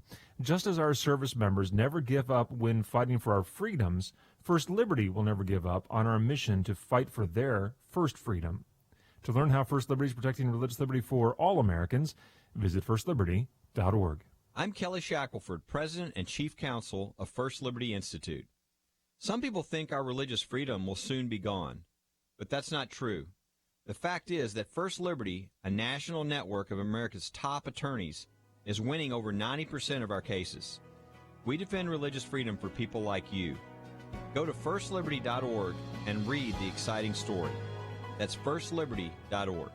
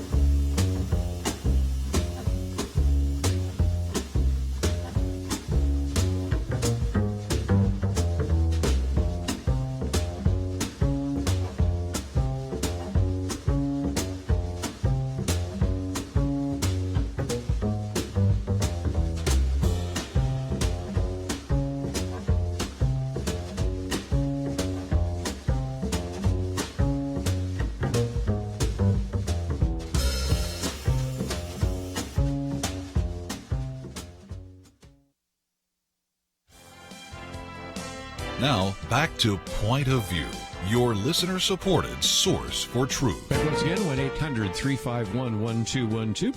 Let's head out to El Paso, Texas. Listen on KYCC. Nancy, thank you for joining us today here on Point of View. Yes, hi. The reason why I'm called is because you had said even in Dallas they are being very, very strict. Some of the companies, such as I just went by La Madeleine, I dropped off 4 masks on Friday that were from a box called Curad that I had bought 4 years ago because I was helping an older lady to her cat litter. Well, come to find out, that's one of the ones for the virus. Sure. And not this virus, but for the other ones. Sure. And I was so Very good. excited, and I had gone into La Madeleine on Thursday. Nobody had a mask on, not even the cook. And I just went, oh, my. And instead of being a grouch, I went ahead and went home, and I had 4 left, and I brought them back on Friday. And I said, this is for you all to put on, especially the cook. I just went by maybe to give them some business. Not the cook, not the other person, or the person at the desk had one on. And I have tried to explain to people, my brother was a carrier for strep throat when I was in college, and I kept getting it every time I went home. He never got it again. I kept getting it. I understand the asymptomatic, but I don't think the people that run these businesses do. I went for therapy yesterday. The young man that runs the therapy clinic didn't. I did. 2 older people came in at 2:15. They didn't have masks on, and nobody told them to have them on. And then another person came in, didn't have a mask, and finally one of the people that came back from lunch did have one on. And people are walking around in El Paso, maybe half of them have a mask, maybe. And I am shocked. Well, again, part of that is culture. I mean, you go to Asian countries, and most people do. And if and just even apart from the coronavirus, you know, in the old days, if somebody thought they might have a bug, they would wear one to protect other people from that. Or if they weren't sure, or they had some kind of suppressed immune system, they would do that. But that is just not a tradition we've started here. So part of it is culture. Part of it is lack of education, and part of it, of course, it wasn't the case for you with La Madeleine, but for a lot of them, I've run into people that say, well, I'd wear a mask if I could get one, but I can't find one anywhere. My employer hasn't given me one, and so I've just had to sort of make do. But and one other thing, can I just be slightly critical of our Surgeon General, who a couple of weeks ago saying, you know, wearing a mask is not a good idea. It's not going to help you. And as a matter of fact, if you wear it, you may actually do more harm than good. Oh, please. Then all of a sudden, now we've changed our minds now. And again, I do like the Surgeon General, and if he's ever on the program, I'll certainly encourage him for what he's done. But this mixed message hasn't helped either. So it's all of the above. Well, it hasn't. Yeah. Well, I agree, and I appreciate you all speaking up and making a point. I'm going to try Corner Bakery right now instead. And, you should go back and say, look, if you're not going to use a mask, I'll take them to Corner Bakery here.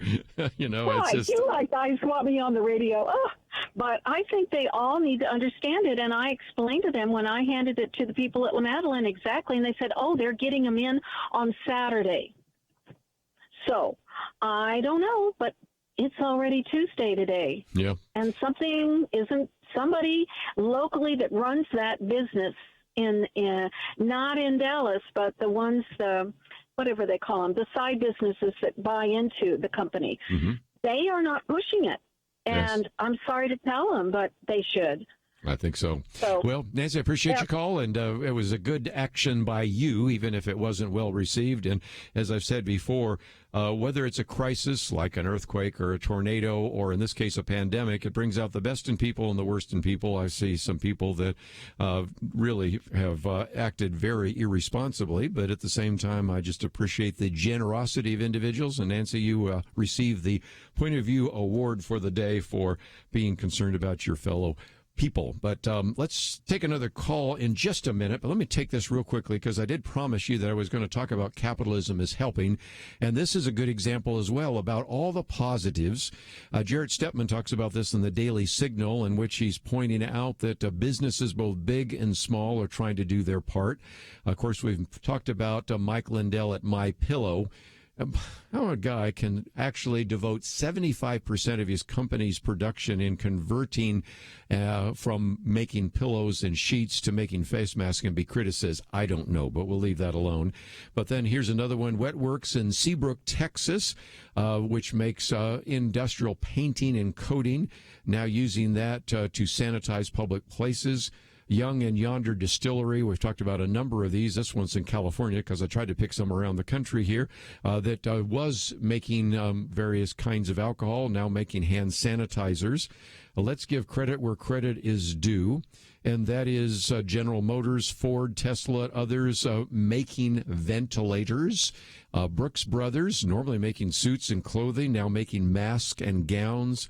Parkdale Mills, which has been a textile manufacturer, now ramping up production of face masks and so many others. So I just wanted to say that there are some wonderful stories out there, and from time to time we'll try to focus on some of those. But let me take at least one more phone call real quickly, and if you didn't get in today, we'll get some more calls tomorrow. But Justin in Texas, what do you want to add to our conversation? Yes, sir. Thanks for having me on. I just wanted to say that in regards to masks, people should keep in mind the N95 masks are the kind of masks that would protect you from contracting it.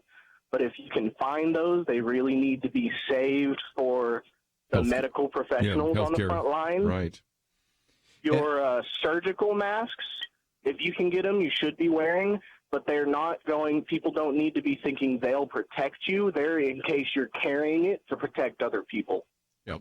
And so, again, the best, the kind of, if you will, the Cadillac is N95, but if you don't have that, anything's better than nothing. I think almost everybody would agree. And it was so interesting, and I'm going to dig this up because Jay Richards, who's been on this program before, Dr. Jay Richards, the other day was talking about the mixed messages we're getting on masks and everything else. And then at the end, it was almost a throwaway line. He had a link to studies. It was a meta-study, and a meta-study is where you do studies of a variety of different studies.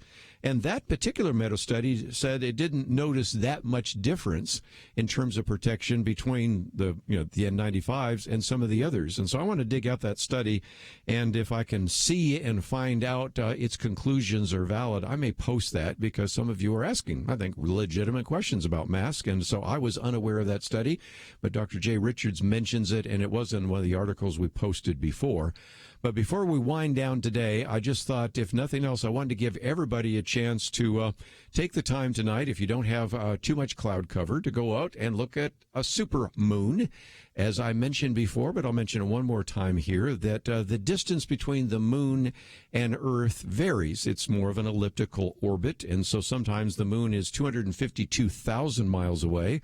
Tonight it will be only 221,000 miles away. That means the moon will be about 14% bigger, 30% brighter. So first of all, you're going to get a super moon.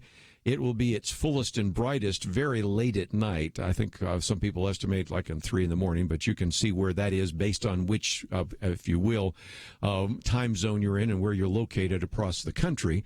But as it rises in the east, interestingly enough, because it is low on the horizon, the long wavelengths, like the blue wavelengths, will be filtered out by the Earth's atmosphere, so the moon will sort of look pink and then eventually orange.